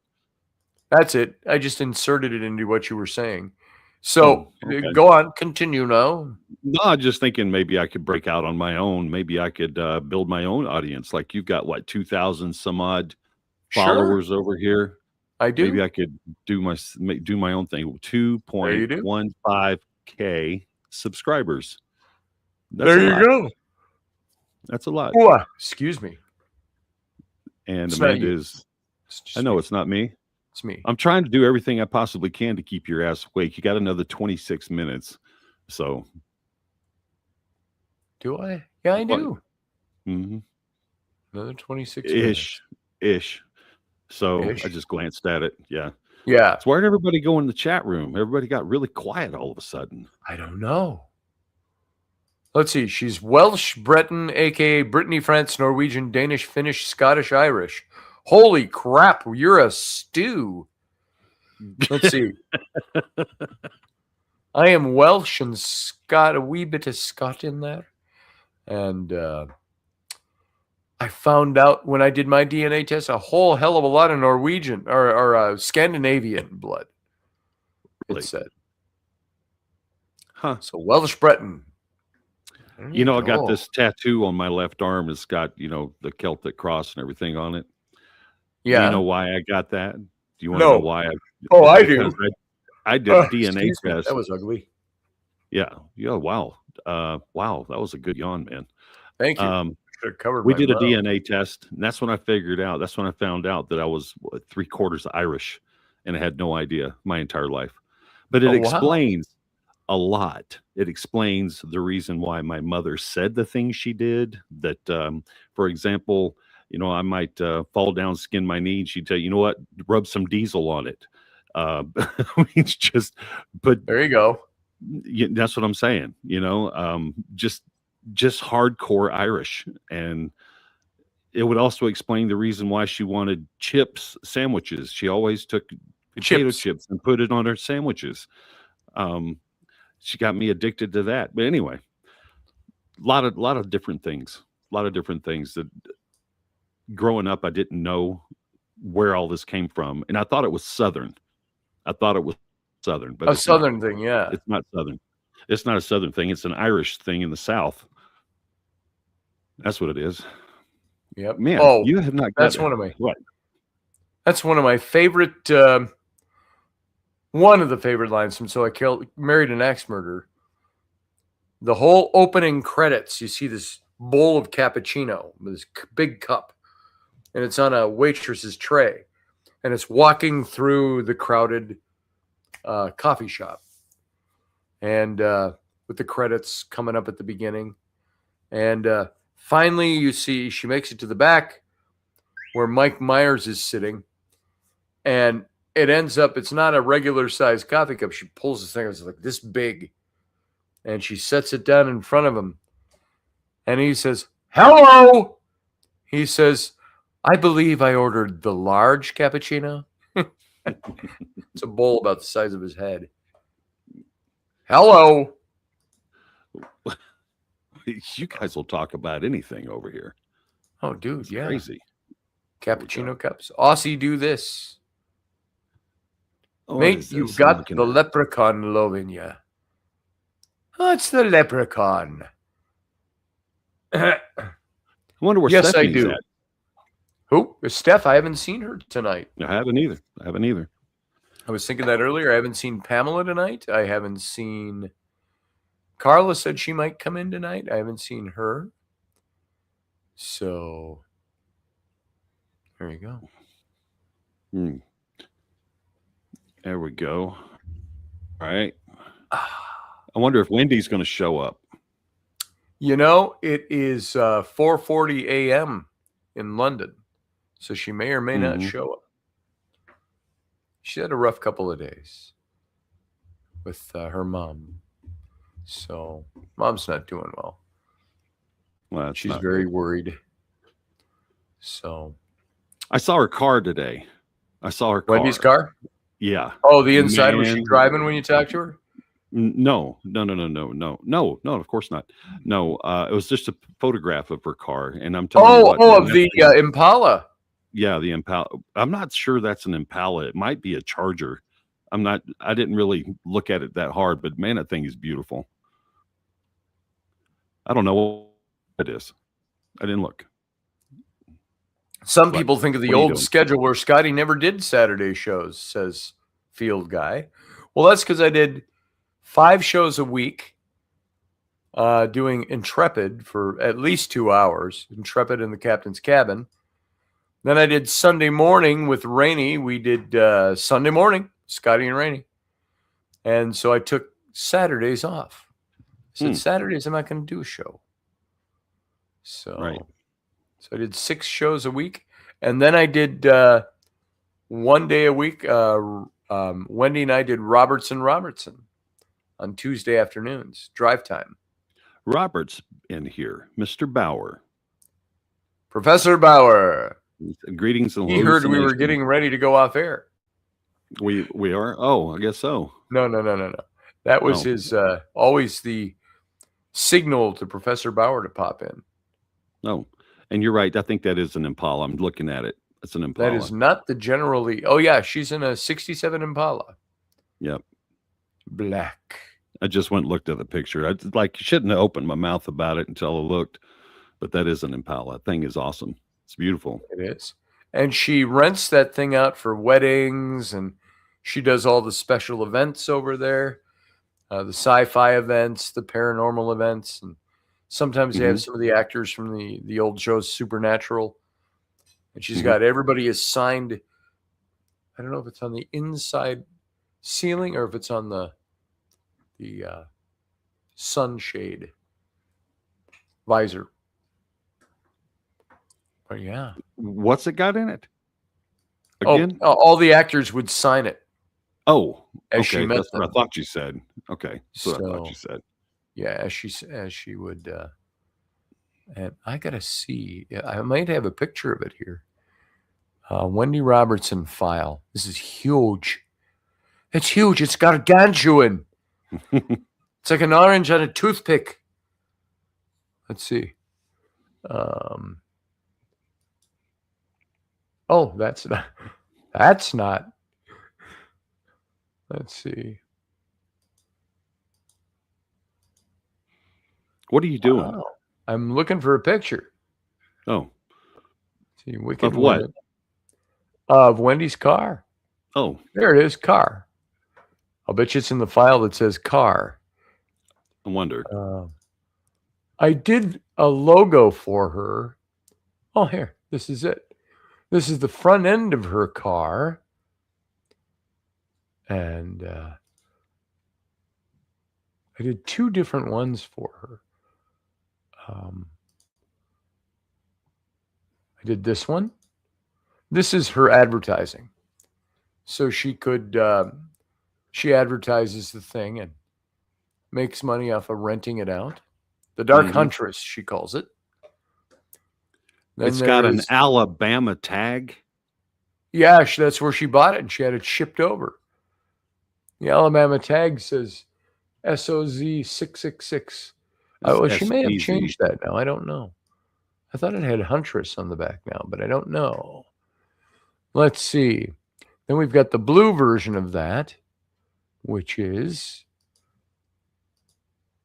listen.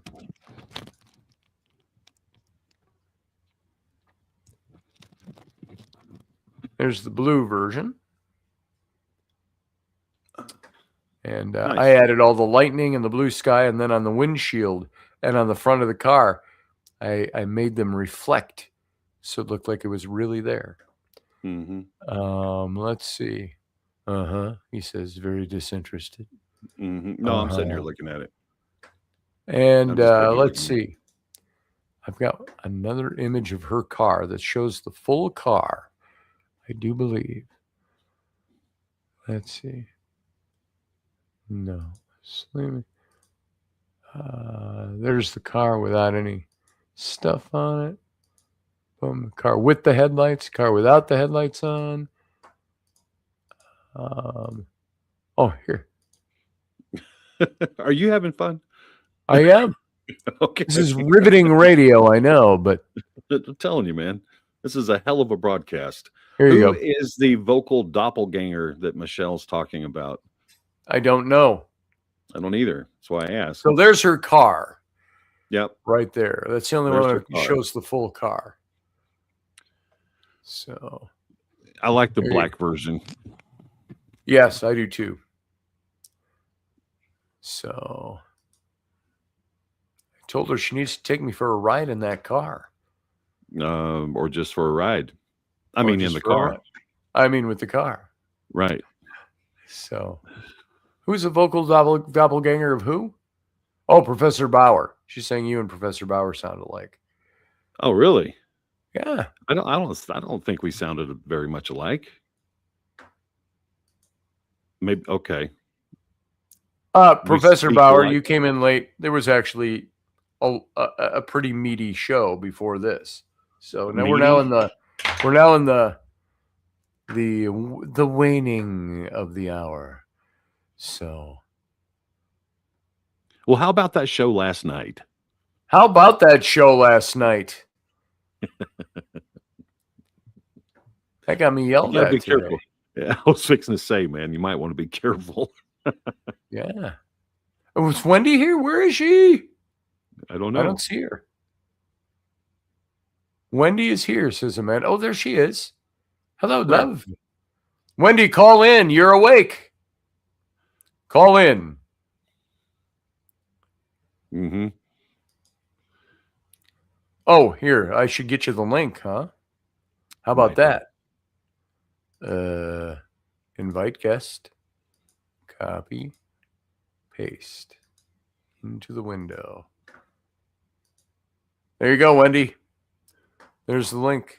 Professor Bauer, you can use that too if you want to come in and say hi. Where did you see Wendy? Up above, nice car, she says. 3-4 posts up from the bottom of the link Oh, I okay. just pasted. Okay. Field guy, 2 women yelled at you. Oh, not today, just one. No, not last night. No, that was a good show last night. It was Facebook fun. link. Use this link I gave you. Can you see it? Oh, you're in Facebook. That's why you don't see it. Let me I will paste this into your messenger window, which happens to be open here. Boom. Hit that, Wendy.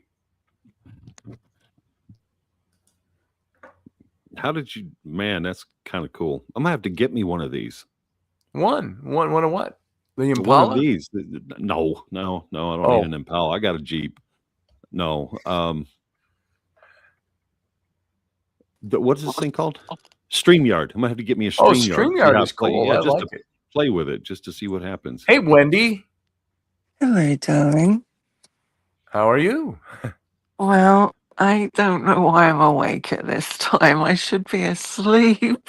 It's 4:49 in the morning. I over know. there. I know. It's just, honestly, it's just going to be a quickie today.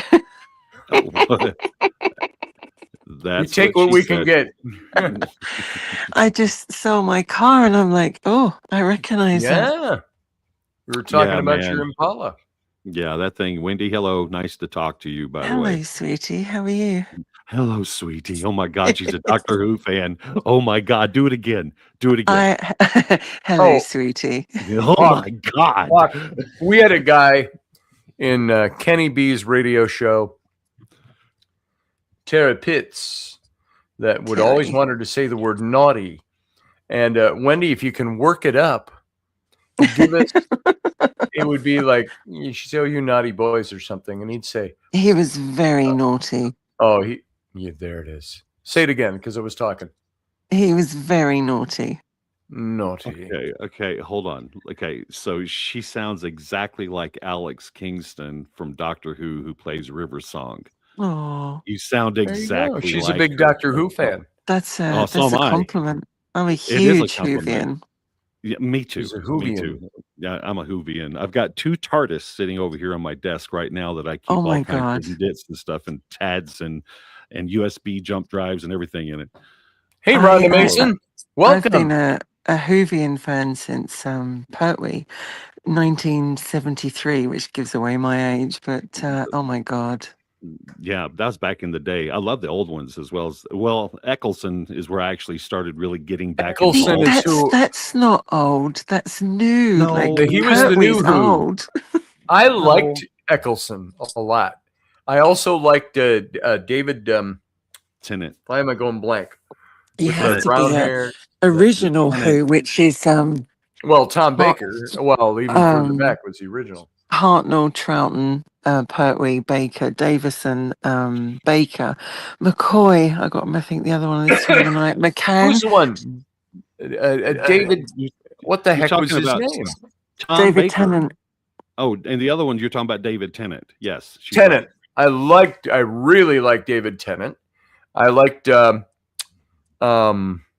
Scottish actor who came after David Tennant.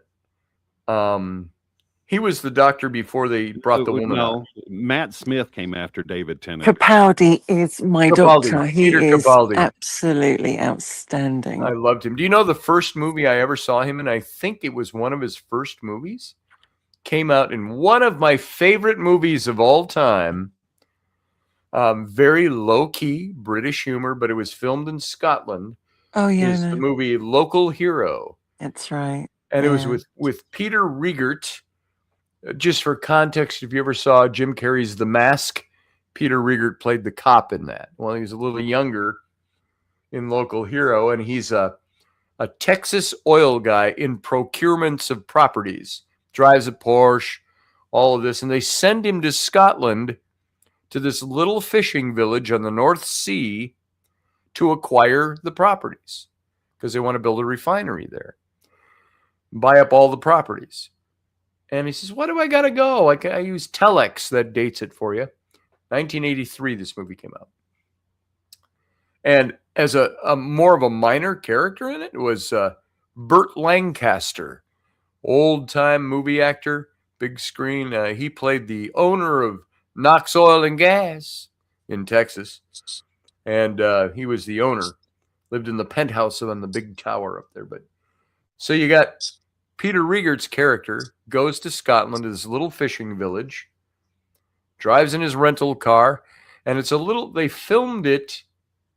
The town in the movie is called Furness, and I went and visited that little town because I wanted to see it back in like 1990, and it was a little town called Pennin, and sits on the north coast of Scotland, between where Loch Ness is and Inverness, and all the way over to Banff or something like that. But it's right there, the north of Aberdeenshire, up on the ocean, and it's got a pier and stuff. And this little crescent-shaped village, just one building deep, shaped in a crescent that faces the ocean on a seawall there. Just absolutely amazing movie. And so the whole comedy of the movie is very British comedy, very dry and slow, but he's coming to buy up all these properties, and all the locals know him. This is the guy that's going to make us all filthy rich. And so that's the comedy of it. And really well done. You got to watch that movie. It's a cult classic. And I got a question. Ask me. Not you, Wendy. Oh. So la-di-da for you, Wendy. I want to know I'll- about your I want to know about your car. Tell me about your car.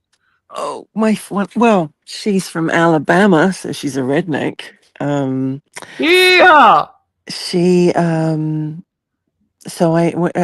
okay, shortened version, but Right, Amanda. my uncle bless his heart, left me a little bit, and when he passed away, and I promised him I'd do something with it, really investment, and I was Got a so car.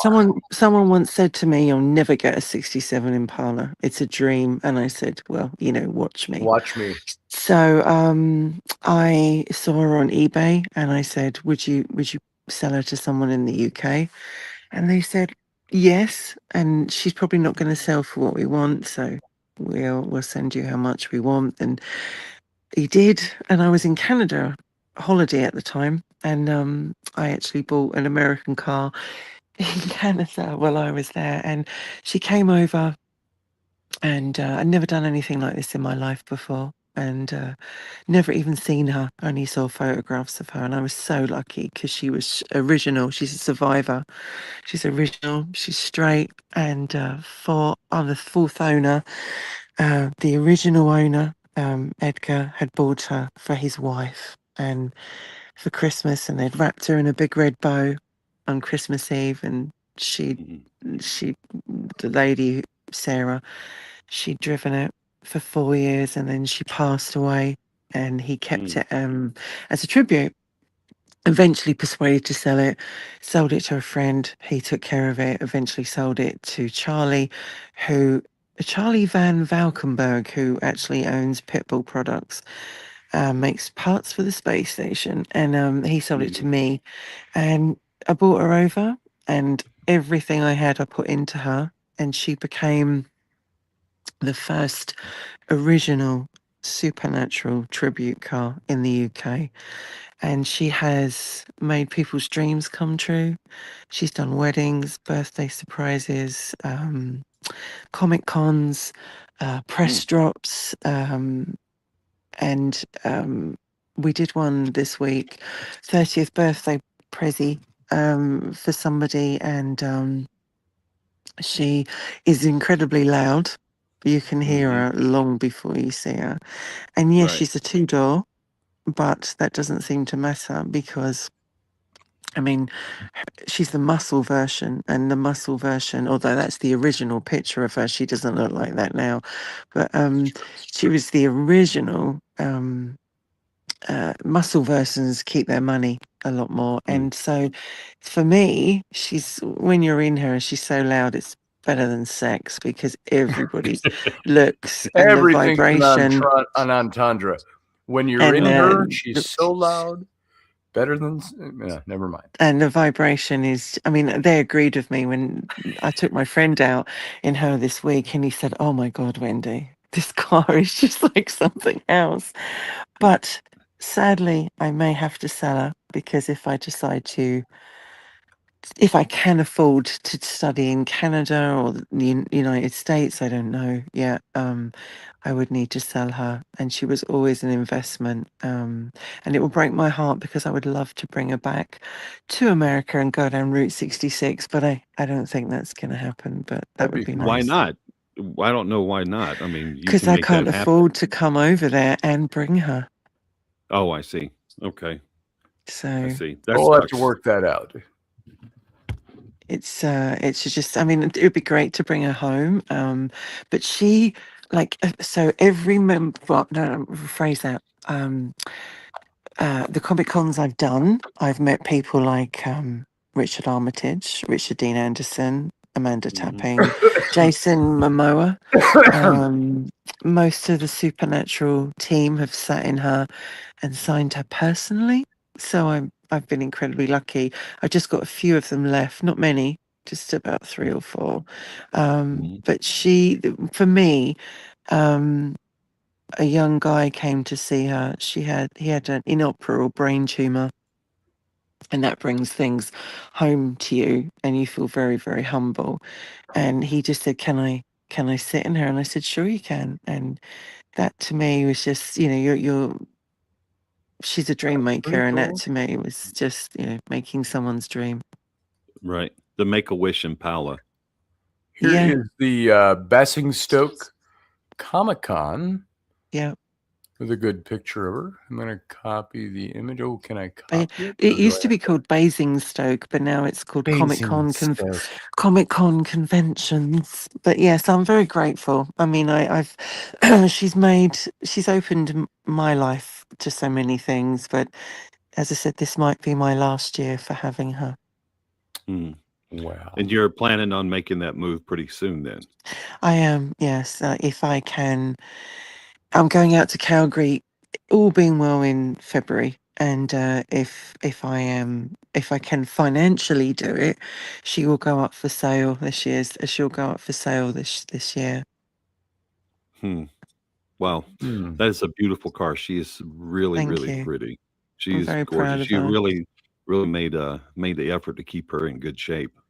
She's 60 next year, Hmm. and she has a presence which is kind of, it's a very good presence, but most people that sit in her, I mean, Mark would tell you, he's been in her many times, but she has this presence where you don't feel alone.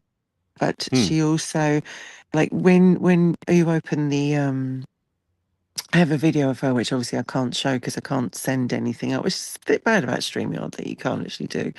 But I have this video of her, and when the garage opens, and my friend Kevin, he'd never seen her, and he came out with me on Monday when I, when I did the birthday, and he said to me, well, I won't actually express the words that he used, but he just said, "Oh my God, this car is extreme." And because I'm a Nice. woman, a lot of people say to me, "It can't possibly be your car," and I'm like, "Yep." But to me, I said to her, the one thing I wanted to do, which I haven't done to her yet, is I'm really not into gimmicks, but I want to put a red light under her so that and smoke. So that's the only thing I wanted to do. But she is original. Everything else you see Hmm. is very much so. Hmm. You can tell too. She looks great. All of her seams are together. It doesn't look anything's They are kinked or anything. nothing. That's amazing. She's original. And I know Charlie's on my page, the guy who sold her to me, and he's like, "You've done amazing, Wendy." Because I mean, I've literally replaced. The engine is all rebuilt, so I've spent every single bit of my savings. So the engine was rebuilt. She's got a teensy weensy tiny bit of rust, which has come since she's come to the UK because obviously the damp weather. But she is straight, and nothing. There's no holes in her. There's nothing. She's amazing. Hmm. Yeah, she is. And I Well, have it's an met David amazing Tennant, car. actually. I met David Tennant when I took her to Oh, a comic when I was working, sorry, at a Comic Con. He's a nice guy, not very friendly, not very sociable. He's actor, you know. he's guarded. He wouldn't, they don't let anyone. But people like Richard Dean Anderson, amazing, go the extra mile. But some of the people that have been in Supernatural and then they get in the car, they're like, "Oh my God, turn her on. We want to hear it." I mean, Jared, who's plays Sam, I met him, and he was like, the bonnet open and looking at the engine, That's and the hood for those of you from America. that's right. And he opened up the trunk, or as we call it, the boot, and he went over it with a tooth comb, and he was just like, "This is pretty amazing. She's pretty extreme." I'm like, "Thank you very much." It's Thank nice you. to have Thank you something very that much. can open doors for you. In this case, it's a car. Hell It yeah. is. That's I know, kind of because cool. when I brought her over, I said to Scotty, "I need you to do." I gave him this photograph of Supernatural, and I said, using her, and he used her and sort of incorporated it. And I need to do I want to do one more picture of her, and I haven't quite decided. We've done a sort of heavenish. We haven't really done a heavenish picture. We've done a hell picture and sort of an earth picture where she's driving and the lightning is coming down. But we did the hell picture as well, where she's coming sort of out of hell. But we've never done sort of a heavenly picture of her, so kind of maybe look at that next. But she's, he did me proud, and because the cards are metallic, so when you move them, they sort of move and shiny, and everyone goes to me, "Oh my God, that's an amazing picture." So he did me proud on that. Well, I was just looking Thank over you very here. much. Yeah, right. You did a good job, Scotty. It looked really Thank nice. you. So I'm not familiar with the Supernatural. I'm assuming that's a television show. So I You have It decided not is, seen yeah. Supernatural? One of my I have favorite not. shows. I have not seen it. And so I Googled it and I've come over here to images. And the first thing I see is that car with a couple of actors standing in front There of you it. go. That's right. Yeah. So is it still being used on that show, or did they cancel the show, or what? Well, they had 12 Impalas on that show that they Oh, went through, 12. and they gave 2 of them when it ended. It ran for about, I think it was 15 15 years, series. 15 seasons. Yeah. And they gave 1 to Jared and they gave 1 to Jensen. And Jensen's one, who plays Dean Winchester, he calls it Baby. And Sam, who Jared plays, Sam, he calls his little brother. And when I met him, I was talking about little brother, and he said, I said, when do you use yours? And he said, I use it all the time. I go and pick the kids up from school. I drive it all the time. I absolutely love it. But of course, theirs is top notch. They've had everything done to it. But there are 3 in the UK that I use now. Mine is the original, the Dark Huntress. She's probably the most well known in the UK, and Mhm. thankfully, I'm very grateful. And there are 2 others now, as Vlad the Impala and another one called Carrie. But Carrie is an Australian import, and Vlad has got a black wrap to it. So it's really the Huntress that looks the most like the one in the show. Now I get it. I had no idea that the There Huntress it was is. your car. Okay, now I get it. The All right. Huntress. Yeah, I mean, Right. she is, we call her the Lady or the Huntress. I mean, that's the 2 names she goes by. People come up to me and they say, "Oh, are you going up to see the Lady? Can we go and some people come to the Comic Con and they go, "Hi, Wendy, just came to see you and the Lady." And the Mark just said car. to me, "I cannot believe a car has just got a following," but she does. And I Vlad the think Impala. Nice. she's so loud. I mean, she goes quiet and then she goes loud, and it is when you put her on loud and she goes in the garage, it's kind of sexy. Yeah, I think the same way about muscle cars. They're all Yeah. sexy. Every I one of mean, them. she's a 2-door, so she's definitely kept her money. Wow. Right. She's worth about I don't know what that is in US dollars now, but she's worth about £45,000 now. Okay. Wow. 45,000 pounds. That's about, It's about 52,000, Yeah, somewhere in that area.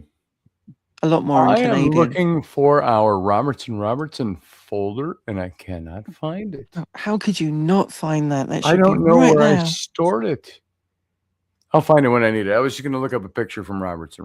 That's all. It's interesting because obviously, like, Scotty imposed himself on the. You can feel them horses under you. It's true. Oh, And yes. See, that's the picture I was looking for. there's And one of how he did it. It was so cool. I'm rather surprised that doesn't come up in my. StreamYard should do something, isn't it, where you can actually put a photograph up and stuff, and as a Mhm. someone who's just sort of come on, and they don't let you do that What do you mean? when you're in the chat room. They don't let you do anything like that. You can't add a photograph or anything. Oh, I see. I see what you're saying. Oh, yeah. It's just text only. Yeah. But I suppose I should do a little plug actually for Wicked Women, shouldn't I? Why don't you? Because I mean, this weird that I never ever thought I would actually.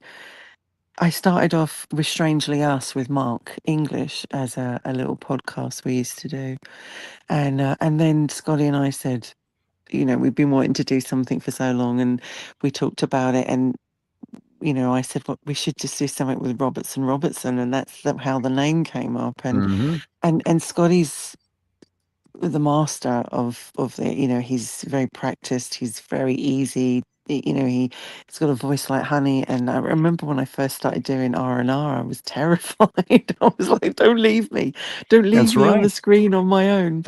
And then wanted to do a podcast for women by women, where obviously men can come on and give their point as well.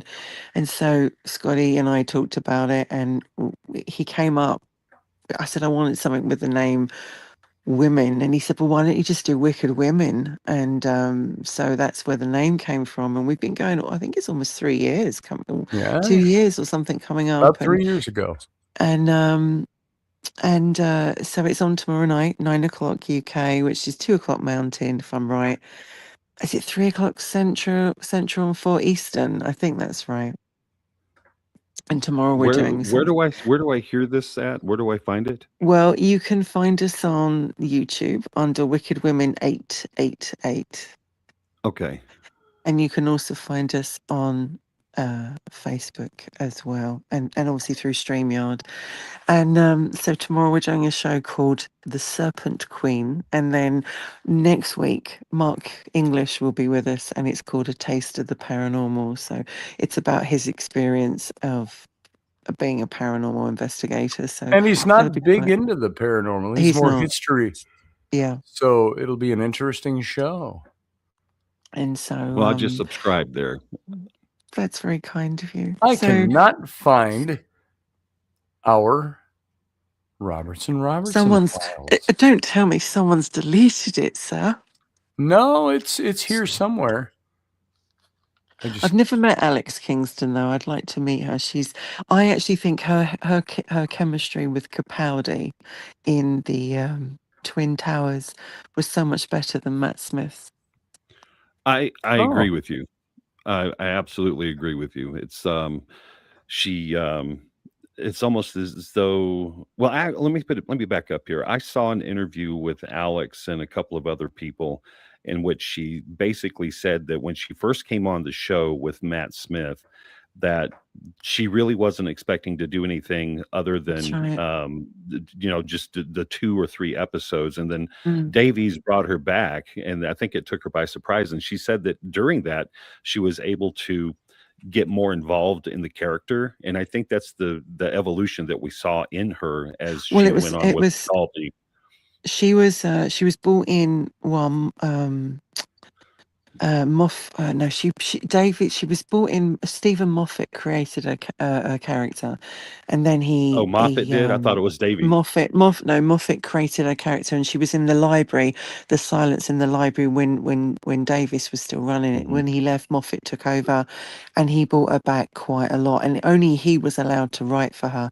And then she the last time she was there was when Moffat was still running the show and Capaldi was there. And then since then they haven't done one because obviously, spoilers, her character was put somewhere else. But I mean, Davies has ruined the show. I'm really sorry. I'm not woke in a lot of ways, but what they did with Ncuti Gatwa, his doctor is criminal, and how the writing is. And I've met Davies, and Russell T Davies is really a great writer, but what they've done to the latest Doctor Who in Disney, terrible. Mm-hmm. Yeah, I stopped watching it. I couldn't. I got past 2 episodes with the new Doctor, and I liked what's her face? I can't think of her name off the top of my head. It was okay. It wasn't what I was used to, but then they changed it over to this colored guy, and I don't know if I can say that, but he's black. Yeah, and I just couldn't watch it anymore. What's his name? He's the black actor, and Ncuti Gatwa, and he's never been a Doctor Who fan, and he should have. They're supposed to sign a contract for at least 3 years.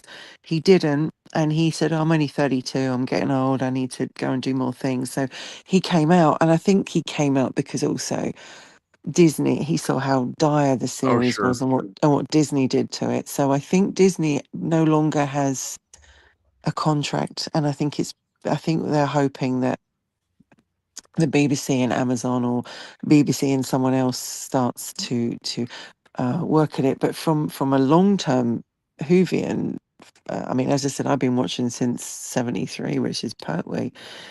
It's criminal what they did, and Capaldi. For me, Doctor Who ended when Capaldi left. Yeah, I agree with you 100%. Yes. The I think my favorite episode was between him and River. Was they spent the last night at the towers, The Two and Towers, yeah. the two towers, right? And Twin Towers, yeah. that was the that was the end of it for me. To be Yeah. honest with you, that was like, okay, so let's see what And happens also, I next.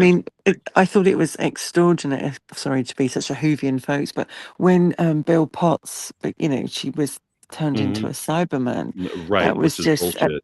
a companion turned into a Cyberman. It was incredibly brave for them to do that, because some companions have died, and Mhm. and it was quite cruel that she stayed with him until the end, Mhm.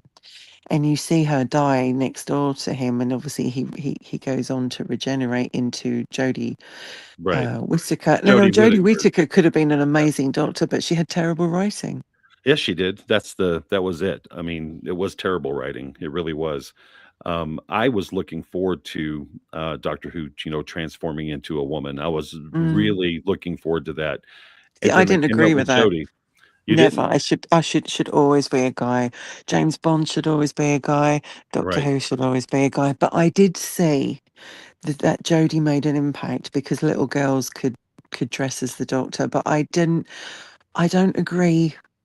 Um, I mean, I think it's become very woke. Now we've had a woman. Now we've had a black actor. What's going to be? Who are we going to have next? And also this series they brought on a drag queen, and it just didn't work Right. for me. Not because I've got anything against them. I don't. I've got friends who are drag queen. I've got friends who are Mhm. gay. I've got friends of Mhm. all different nations and religions. For me, you've got to keep the character. The character is a guy, and he travels through time and space, and Mhm. literally they just tried to change it, and for me it just didn't work. But then, if have you seen that spin-off, The Land and the Sea? Have you seen that one? No, I've been looking forward to seeing it, Very and I good. haven't had a Very chance. good. It looks to Very, me very like, good. based off of the trailers that I saw, it Mm. looked as though they were trying to throw it back to Davies and to Moffat. I'm Well, hoping. Davies wrote it, and I have Oh, to be honest, good, it's good, not good. too bad. But Torchwood, if everyone Oh, yeah. ever see, Love and Torchwood. how Remember they haven't Torchwood? had John. Yeah, Torchwood is very amazing. Mhm. John Scott Barryman as Captain Jack Mhm. Harkness, very Right. good. Yeah. Yeah, I would do him. Sorry, I would. Well, the thing is, what I don't understand about that, he's supposed to be a trisexual, and they've only made him gay. I Like, if he's a noticed. trisexual, he's supposed to be with women, alien, Right. whatever, and they've only just made him gay, and I just thought, that just didn't work for me. No, it didn't, but I mean, he is actually gay in real life, He is, so, his marriage, yeah, yeah. right, so it's probably easier for him to do that than it was anything else. But I mean, I would have Capaldi. Oh my God, that man is so sexy. I would have. I Really? would have I would have like thrown myself on his Scottish knee and said, "Away with Spank. you." He's just like I've met Capel. I've met Who have I met of the doctors? So I've met Peter Davison. He was my doctor growing up. I've met Peter Davison. He's lovely. Um, I've met Capaldi. God, that man's sexy. I've met Tennant, incredibly tall, very friendly, but just not very sociable. Mhm. Um, I met who's the other one I've met? I'm sure I've met Baker as a child. He was somewhere, and but Mark has met so many of them. Mark's met Troughton, and he loved him. I mean, Mark and I, when we get together, it's so sad because we're so Whovians, and he'll go, "Do you remember episode whatever?" and the director and everything like that. I mean, Doctor Who is it was a series that the BBC started back in November 63, and it was Mhm. literally, if it hadn't been for William Hartnell and Patrick Troughton, there would be no Doctor Who, because they regenerated him into Patrick Troughton. If that hadn't gone successfully, you wouldn't have Doctor Who as you had today. So when people say they're Right. a Whovian and they watch a classic, I'm like, are you talking about the black and white? Because you're not a Doctor Who fan unless you've watched those black and whites to That's right. actually see where it began. And I Mhm. went to a Comic Con and there was a kid and he was dressed as Matt Smith, and he was going, of course, Classic Who, and Classic Who Eccleston. And I turned around to him and I said, "Really?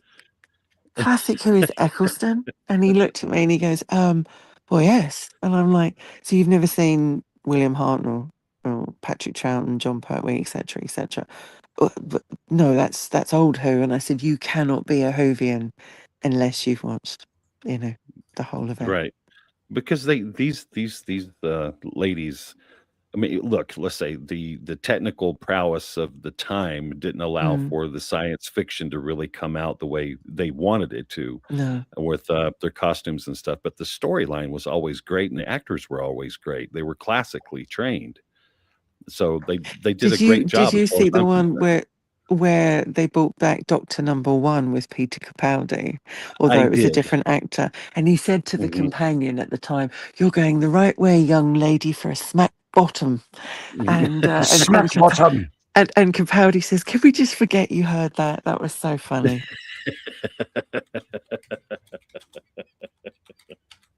I mean, I'm old That's school. I funny, mean, man. I was It's brought up funny. on the Carry On. Have you ever seen the Carry On films that came out of England? Carry On Camping, Carry On Henry. They are so naughty and just very cheeky. And there's lots of bottoms and boobs and sort of little sayings along. I mean, you should go on YouTube and type in Carry On Camping or Carry On Doctor, and you'll see what I mean. Okay, yeah, I will. That's new. I have never heard of that before. It's That's new. very tongue in cheek, very cheeky, and that's the thing about us Brits. We are like that way, and I think in the 60s we were absolutely. I mean, God, we were the country that we owned the globe at one point. We were the most powerful country in the world, right? Yep. And now we just bend over and take The it. sun Right. never sets on the British Empire. Absolutely not. And we still Uh, believe that, so we just bend over and take it now because we have a cabbage as a prime minister. So Uh, he's a wet cabbage and a wet paper bag, and quite frankly, But the thing about Britain is like we are. We used to, as I said, own the globe, but we have so much history that's really sexy, right? I guess We cut your head so. off, or we boiled you, or we burnt you, or we hung, drunk, quartered you, and all kinds of things, or we pushed you down a little square hole in a castle and till every bone in your body broke, and we squeezed you down there and pushed you down and kept you down there till you died, and we really thought of ingenious ways to kill people. Yeah, yeah, you did. Especially back in the day. Scotty knows all about Yeah, that stuff. I yeah. He do. used to reenact it. He reenact it all. I Yeah. think his reenactment is one thing. When you actually come over to London and you go to the London Dungeons or the Tower of London, and you actually see the terrible torture that people went through and what they did, it just makes you realize how fear.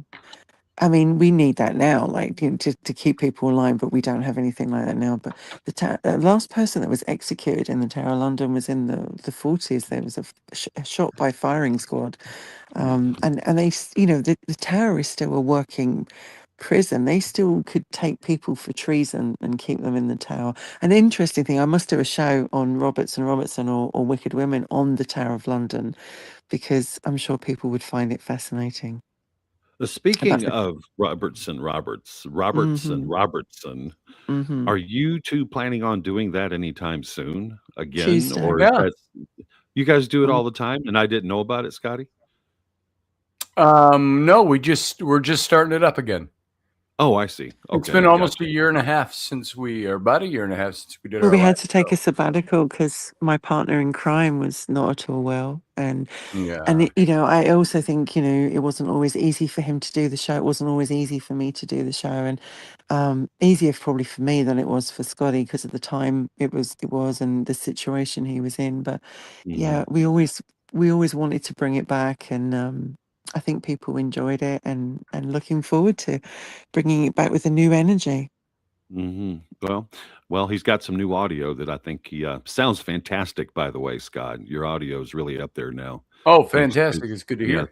yeah, it sounds Right good. on. You've even got a little bit of too much going on, but don't mess with it. It's I because of won't your mess with room. it. It's because of your room. Don't mess with it. Just leave it alone. Leave it alone. And Wendy, I don't know how the hell you sound so good. You just, sound really good. Do you hear that? She's just like in here. Her audio is in here. Well, that's the power of perhaps being 5 a.m. in the morning and an iPhone 16. So it's just like, but yeah, I mean, like literally, Scotty's got all the gadgets. When I do Wicked Women, I just got my microphone and my camera, and that's it. And so, have you got the picture of Wicked Women, Scotty, that you did? I saw the Wicked Women folder. Let me see if I can get it for you here. Let's I see. just subscribed to We've- I this. may we've just have got the- altered the original. We've just got the two of us now because we were going to have three, but we've stuck to two, and that's the way it will stay now. Let's see. I'm gonna put And on we my have glasses. we have Michael that comes on. He's Mr. Wicked, as we call. He's a great supporter of Wicked Women, and we asked people what they wanted, and they said relationship, paranormal, history, all kinds of different stuff. So that's what we do. And also, I have to incorporate two shows now, so I have to make sure that Wicked Women and Robertson are different as well. Okay, yeah. What's Robertson going to be about? Well, Scotty and I, we've been talking about which way we're sort of go now, and we sort of started with very much it was relationships seemed to be our niche. People wanted us to talk about a lot of relationship stuff, which is what we did. We did touch on historic as well. And maybe we didn't really do paranormal, I got to be honest, but it was more history and relationship. And I think because being a man and woman, people like that dynamic. That was the original one. That's the original. That's when Rainey was going to do it with her. That's Rainey on the far right, Wendy in the middle, and Val on the left. And then You had to change it. Rainey kind of dropped out. She had some people filling Well, in. Caitlin took over. Caitlin from Canada. She became the dark-headed one, and now it's just Val and me. That's the way it will stay. I like the graphic there, Scotty. Thank you. You nicely removed Rainey from that picture. I like the way that he's got the devil horn like pointing towards It was me. all It's just- it was all in layers, so it was easy to just go in there and slap it out of there. So you can Just move see it. here. Yep, I just pulled her out of there, and he changed my lips as well. As you can see, my lips go into sort of Did a I? smile. oh yeah, Yeah, that's kind of I did that, and we went to that. So there you go. Okay, Wicked so Women. you guys are going to be talking about you don't even know what yet, but then you're going to Wicked Women. I'm going as soon as I get off of this with you guys, what I'm going to do is go over and listen to the revenge sex episode of Wicked Women. I think it's number 4. That caught my attention. I'm like, okay, I got to check this out. Let's see what revenge sex is all about here. We've had lots apparently of women. people a lot of ladies, I should say, have come and joined us and stuff like that. But now I think Val and I have decided to just keep it to the two of us. And Val's taking a bit of a sabbatical right now. She's not been well, and so Michael comes on, and he's, as I said, he's a great supporter. And I mean, I can have guest presenters with me. I suppose Scotty and I could do a Wicked Women. That would be quite funny. Because Sure. when Robertson comes on, Scotty has the helm, and I'm sort of the co-host. Where with Wicked Women, I'm the host, and others are my co-host. So it's kind of nice, and I'm very proud of Robertson and some of the episodes that we did, and I hope now that we can do a more, and I mean this nicely, but a better show, because he won't have so many interruptions and interactions going on, and he can really give it his all, because sometimes it's very difficult for him. He had Well, here. Now you can't maybe I can talk produce over some this, stuff for but you. I will. You can't talk over this, but I'll play it. Here you go. This was the opener to our show.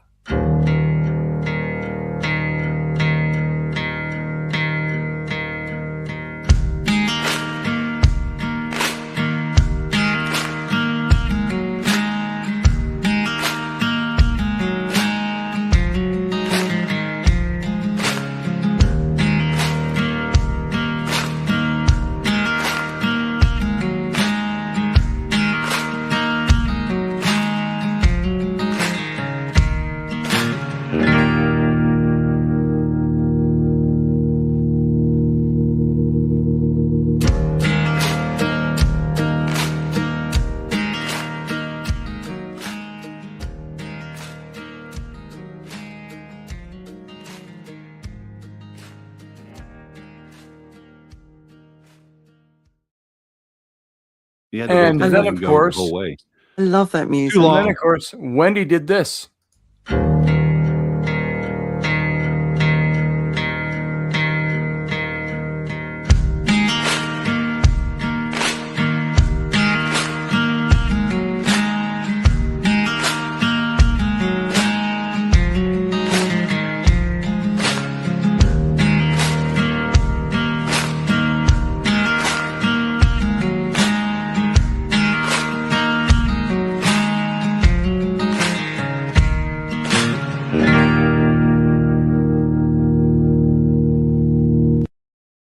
There you go. I gotta tell you something. Looking at that, it looks to me like you guys have been in a relationship for about 30 fucking years. That's how professional we are, sir. Yeah, we're No. professionals. Don't try this at home. I think it's just because we have a very good chemistry between us, and we're both passionate about the things that we talk about as well, and I think that it comes across in certainly R&R. And I think the thing about the picture, obviously Scotty's got to come up with a new picture and a new design and etc. And you know, but if it's not broken, don't try and fix it. And I think that for me, when I sent that to Scotty when he was in hospital, and I think I said to him, this is to show you that you will return. And this will happen, and I think from one of my favourite one is when he's got the cigar, the picture of the cigar, and he looks so incredibly masterful in that picture with one of the two of us in that Robertson picture. He's got a cigar, and I think and I'm wearing red, I think. And there was one photograph I couldn't find that he did as well, but I also like the sword picture, as that's really Yeah, cool. But that was pretty cool. but he designed that. I mean, we've never actually had a picture together, which I'm sure will change. We haven't. This We had to year. manufacture all our pictures. Yeah. So So, but I actually kind of Yeah, like that because it well. looks very professional. No, well, Scotty's a professional when it comes to He anything with is. graphics, color, or sketching, or any of that It's stuff. fabulous. He's got his shit together, that's for sure. Yeah, Scotty, I tell you what, man, you know I've got a professional studio editing suite here. You know that, right? yeah, yeah. Okay. Why don't you send me the photographs that you guys want to use, and let me put it together the way, well, a little bit better. Okay, I'll do it for free. I won't charge I anybody can do anything. that. If it's Yeah. free, it's Just- for Damn me. decent of you, Hawk. Thank you so Yeah. much. Right. Yeah. I've got an entire suite here for editing video and audio and all kinds of stuff. And I So- think it'd be good to have a new picture as well. But the thing is, I love the pictures of Scotty with some of the original one. He's when he's leaning back and smiling is kind of funny. But my personal favorite is, as I said, they're all good, all of them. But it's the one with the cigar and the one with the sword, and I think I've got the one with the knife, and I like that. I literally one's just had some pictures taken, so I should put some of I those up. wish I could find that folder. It's got all of those graphics in there, and I don't know where it You got just sort of say to filed Scotty, away. like when he's designing something, you just say, "This is my idea. This is my idea. Right. This is what I want. These are the colors I want," and he just brings it to life. It's Yeah. fabulous. He does a good job. He's Thank done that you. for me several times. But Man. I also think one of the best shows that we ever did, believe it or not, on Robertson, I have to go back and check the numbers, but last time I looked, it was Long Distance Relationship. That was the most popular show. Ah, Yeah. You seen what And- Roger said over there in the chat room, by the way, Scotty? Sorry. no, mean to I didn't. interrupt I you. was looking for a photo. He said everything you do must go in audio format as podcast. Just your intro music sets such an amazing tone for the discussions and shows. Audio would be a wonderful experience. So, speaking of audio, I have a vast library of audio for royalty-free music that I've downloaded over the years from several different places. And I know about 4 different songs right now that could be used to do this, and that would really set a nice tone. And you wouldn't have to use them all the time, the same ones. You could rotate them. Just throwing it out there for you guys. I absolutely love our theme, though. I've got to be honest. I love it. And Wicked Okay. Women, like what I'm always thinking about. Do I change Wicked Women's theme? And I did think about it, and it's kind of No, you don't have we to think have. about it. If you like it, leave it the way it is. That's the It's a thing. bit That's right. rocky, and the thing is, I love the fact that it's we have red, black, and white. On Wicked Women, we only wear red, black, or white, and our colours are red, black, or white. You'll always tune in, and we always wear the same colours. So we're either wearing black, or it's red, or it's white, and that's the way that we've kept it. And Robertson's very different. We're in different colours, and it's a different show. And I think Mhm. that's the contrast that Val and I will either wear, and obviously the boobs are on show. You've always got cleavage. Oh, It's yeah. always good. It's always a Mm. good thing. It's a Sunday. It's at 9 o'clock in the evening. You need a bit of cleavage. Right? I agree. I could not agree with you Absolutely. more. Absolutely. Goodness Damn gracious. straight. Damn straight. It's like, and when Michael's on, I'm like, Michael has to wear red, black, or white. I mean, he's not allowed to wear any other colours, but we actually did a great photograph of Michael recently for Wicked Women, and now I've got it with, um, you know, I've incorporated a few things in. So, I mean, Scotty and I will probably chat on Monday, I would imagine, and he will probably, if he gets time, puts his magic together and come up with something. Oh, come up with something. Well, Scotty, We'll I got a make something question. work. Yes. Scott, I got a question. What are you going to wear if we need to see cleavage? Yeah. Nothing.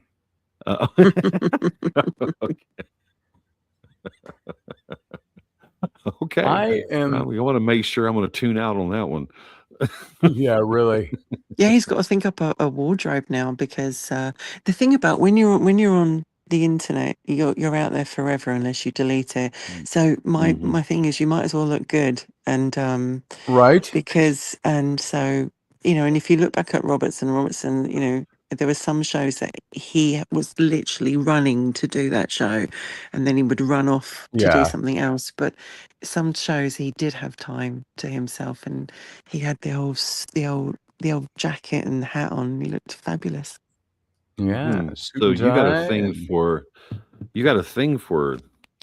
Scotty's appearance, apparently, with the hat. I What is do. that thing called that you wear? What's that thing that a fedora. fedora? Yeah, the giant fedora. The It's not giant, but yeah. I think the picture of me for Scotty, I mean, I've seen him in lots of pictures over the years, and they all look fabulous. But the one of him with the sword is my favourite. I think he's wearing a black shirt and he's got the Yes. sword. Black, To me, kind of a that's black just on black, a raised yeah. pattern on it. But that's just because I like, black clothes, I What- guess. But as you can tell by my picture, right? Right, Right. right. tell by your picture you like Apart black from when I'm clothes. wearing a schoolgirl outfit, obviously, which all in reds. I couldn't Oh. believe he showed that picture. I was like, out of all the pictures you found, you put that one. Thing is, over the years, as as a woman, women, if you're confident with you where you are, I'm always classy. You would never actually see anything else. That's just not the way I work. And it's like, I just want to look back when I'm old and grey and go, do you know what, Wendy? You didn't look too bad. And Right. that's just that. And it's a bit of fun, but it's all classy, darling. Always It's classy. good. It's always classy. Well, And I I'm love a bit classy people. I'm a bit chagrined. I cannot find the Robertson files anywhere. Oh So my I'm not sure where goodness. they are. I That could actually just distresses send me. them to you right now, but I can't. I can't Oh do no, that. that's okay. I'm just all the stuff I designed for that and all the photos. Can't find Well, let's any. hope they've not been deleted. I hope they hadn't. In the process of moving things around, they should be on here. I've seen them recently, but Do you think it Do you seems like think no one else can get their hands on them? oh no, It's cool. Oh. no.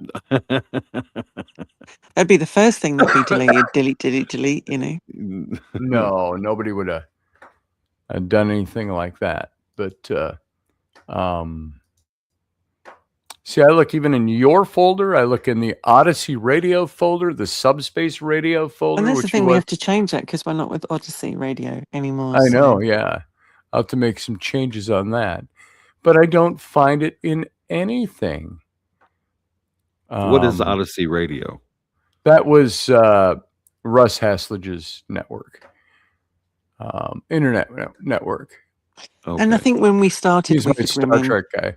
I don't think people thought we would still be going. I think they thought it was just like, Yeah. oh, it's just two girls together and whatever. And actually, we're getting some really good views now, and please like, share, subscribe. Wicked Women AAA, and if we make a difference to one person who learns something from the show, as we did with Roberts and Robertson, that's what the whole shows were. It's like, and I think people do watch them, and if they're in there, they're going. The menopause show we did, which sounds really boring, but actually, it was really good fun. It was Frisky at 50. That is the biggest show that we've done so far, and women, loads of women, and even guys, you don't realize how much the menopause affects a relationship. Oh yes, the fuck I do. You know what I Yes, mean? I Like, do. it really I does. do. It really affects Yeah. it. Yes, I do. Yeah, I get it. I get And it. from a guy's point of view, I was interested to, and not many guys come on, but I was interested to see how a menopause affected a guy and the relationship. So it's a shame I didn't know you could have come on and you could have said, this is my my what has happened, right? And that would have been interesting, because it's really affected me since I've gone into it. Absolutely, it's just changed me so much. Yeah, hormone deficiency can do that, and I'm here to preach it. I can preach it, but I'm not going to. It makes it difficult, to be honest with you. It's very difficult on a man, as It well as a is. woman. You just mentioned Yeah. that, and there's changes that in your relationship that Yes. alter everything that was, and damn good and well it's going to alter everything that's going to be in the It's future. horrible.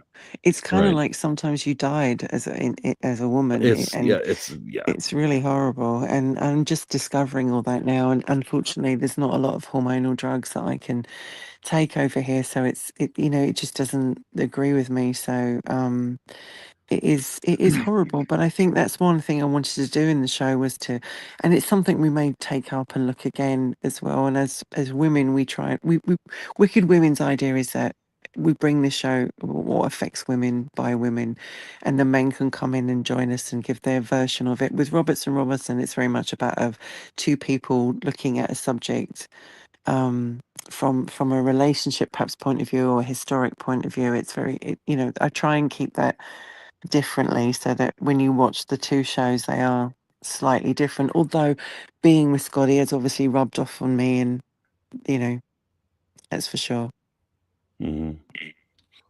Where'd you go, Scott? I'm right here. He's looking. Okay.